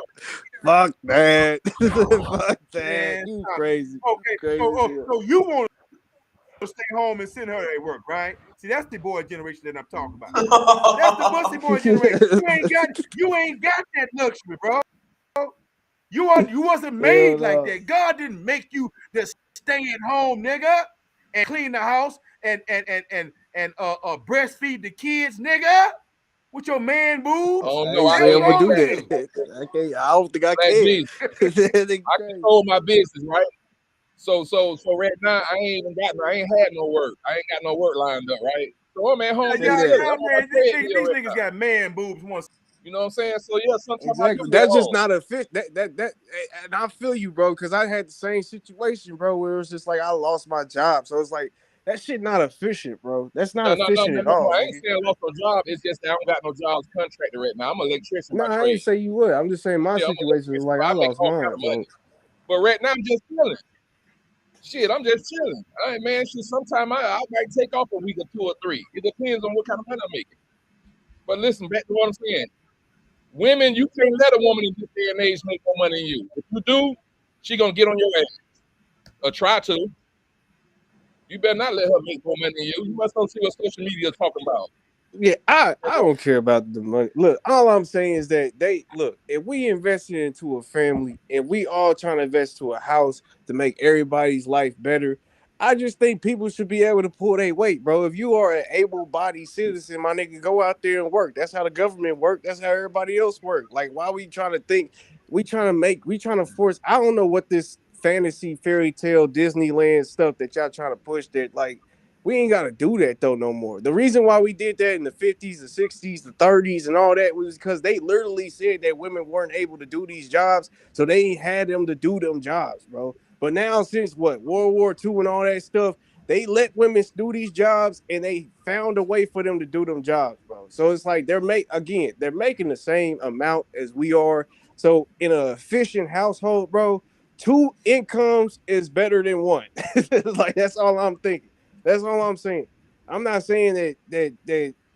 I mean, hey, if you making the money for a woman to be able to sit at home and everybody be comfortable and do what they want to, do you? Like, I'm not saying that's wrong, but I'm just saying, hey, at the end of the day, a 2 income household of where a woman and a man that's married or working is better than just a man working. At the end of the day, and you can't go against those numbers.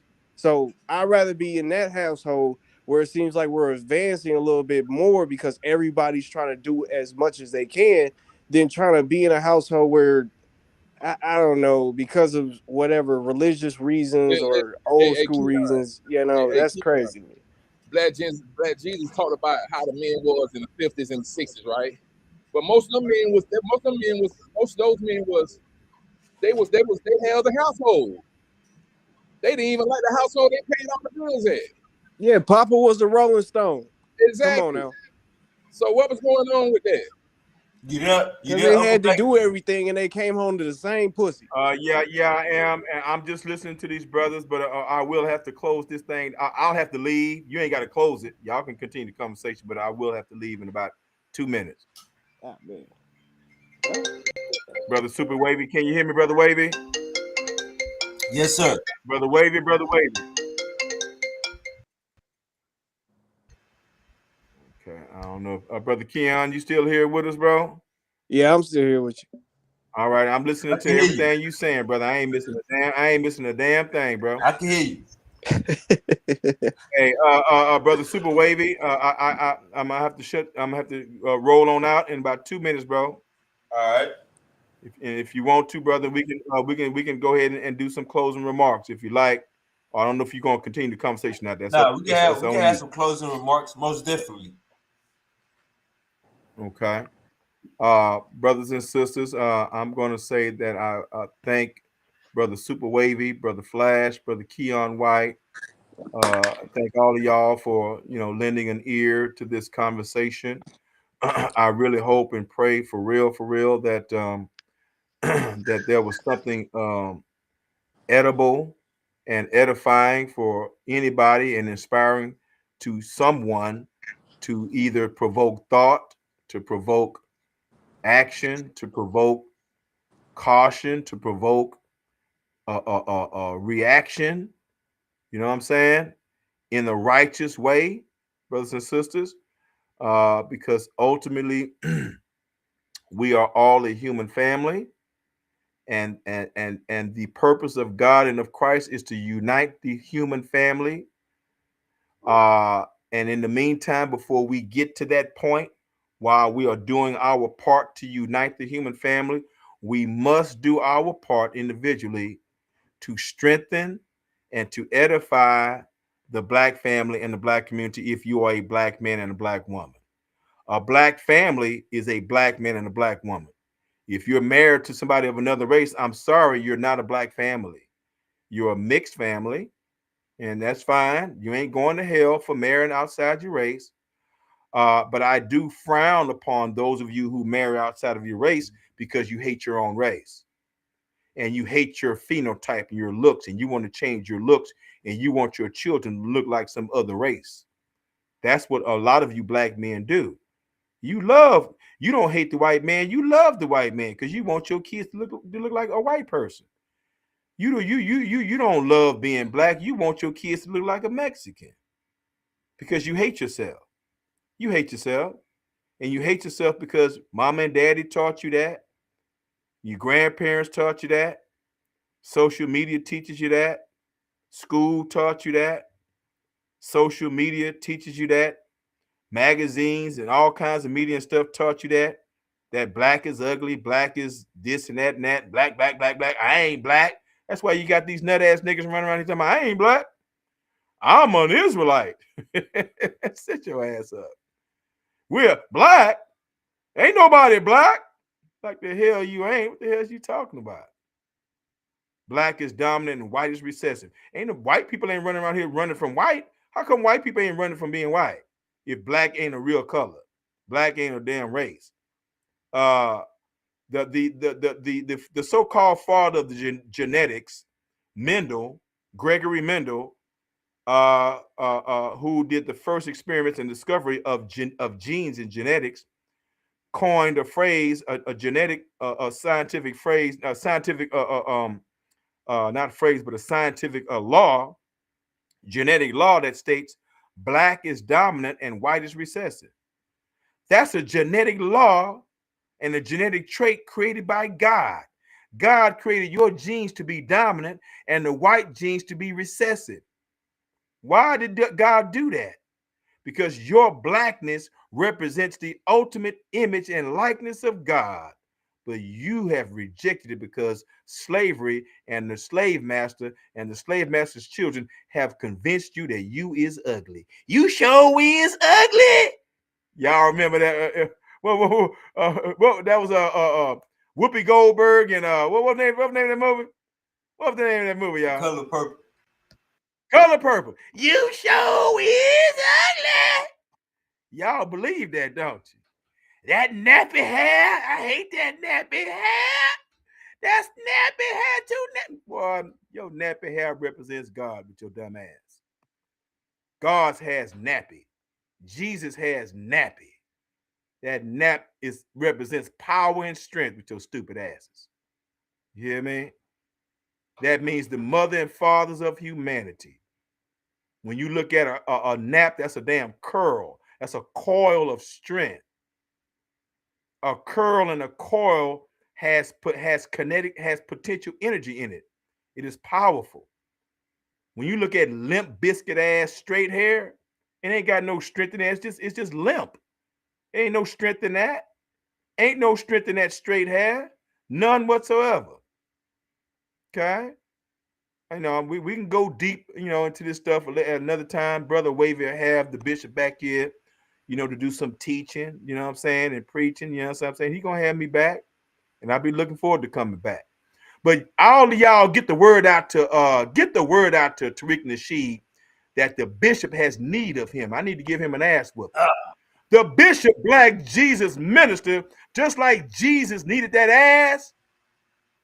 Y'all remember Jesus told his disciples, go get that ass, because the master has need of it.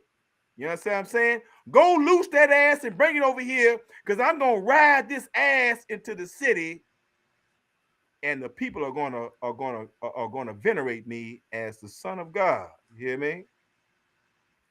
Get the word out to Tariq Nasheed that I have need of his ass, and I'm gonna ride his ass, and I'm gonna whoop his ass. You hear me? Sitting up here poo-pooing on his legacy, a great legacy, foundational Black Americans, powerful. And you're gonna sit up here and be and simplify your movement and make it a movement of self-hatred, talking about use a Native American Indian with your goofy ass. You a goofy ass nigga, Tariq, and I respect you to the highest, bro. But if I ever get a chance to talk with you, I'm gonna straighten your ass out with this self-hatred, nut ass nigga. You hear what I'm saying? You're going to stop spreading this self-hatred and making our people sick and weaken the mind and continuing the legacy of colorism and self-hatred. You understand what I'm saying, Brother Tariq? Love you, bro. For real. I'm your bishop, nigga. And if you got any nasty, saucy ass stuff to say about Christianity, holler at your boy. I'm the number one Christian on the planet. I will defend Christianity to the end, and I will emphatically whoop your ass. You understand what I'm saying? I'm that nigga carrying that sword and carrying that truth. You understand? Dr. Umar, brother, I love your big fat ass too, bro. You understand? I love you, bro. Big ass, big ass nigga, big gorilla ass nigga. You understand what I'm saying? I love you, bro. I admire you, bro. You understand? But nigga, you gonna stop all that slick ass stuff that you've been saying about Christianity, nigga. I'm gonna whoop your ass. I'm gonna whoop your big ass, bro. You understand? So y'all go ahead and reach out to Tariq Nasheed. Reach out to Dr. Umar Johnson. I love these brothers. I love them, man. For real, y'all think I'm playing over here, bro? I love them, man. I will tell them this in their face, bro. Admire them niggas. You understand? And these niggas have taught me a lot, uplifted the community. But we're gonna straighten out the crooked ways, some of the crooked shit going on with y'all niggas, bro. You feel what I'm saying? All right. So I love everybody, man. Y'all continue to pray for Bishop Black Jesus Minister. Y'all pray for me. I ain't playing with y'all Negroes, man. I'm not playing with y'all. If I tell and ask y'all and I'm begging y'all to pray for me, I mean for real. Now, I could say, also send a nigga a few dollars to put some gas in my tank. But y'all know me. I don't never do that. I ain't never asked nobody for no damn money. 15, 20 years I've been on social media. I ain't never asked nobody for a goddamn dime, bro. And a nigga been working hard over here. You understand what I'm saying? 100% every time I go, bro. Every time I show up, I go, bro. I don't cheat nobody. Every time I come on over here to Super Wavy, man, I'm giving myself to this man. I'm not holding back nothing.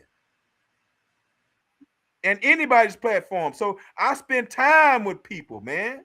I spread myself around, bro. And I'm grateful and I'm thankful. You understand what I'm saying? That this man would think enough of me that my opinion might mean something.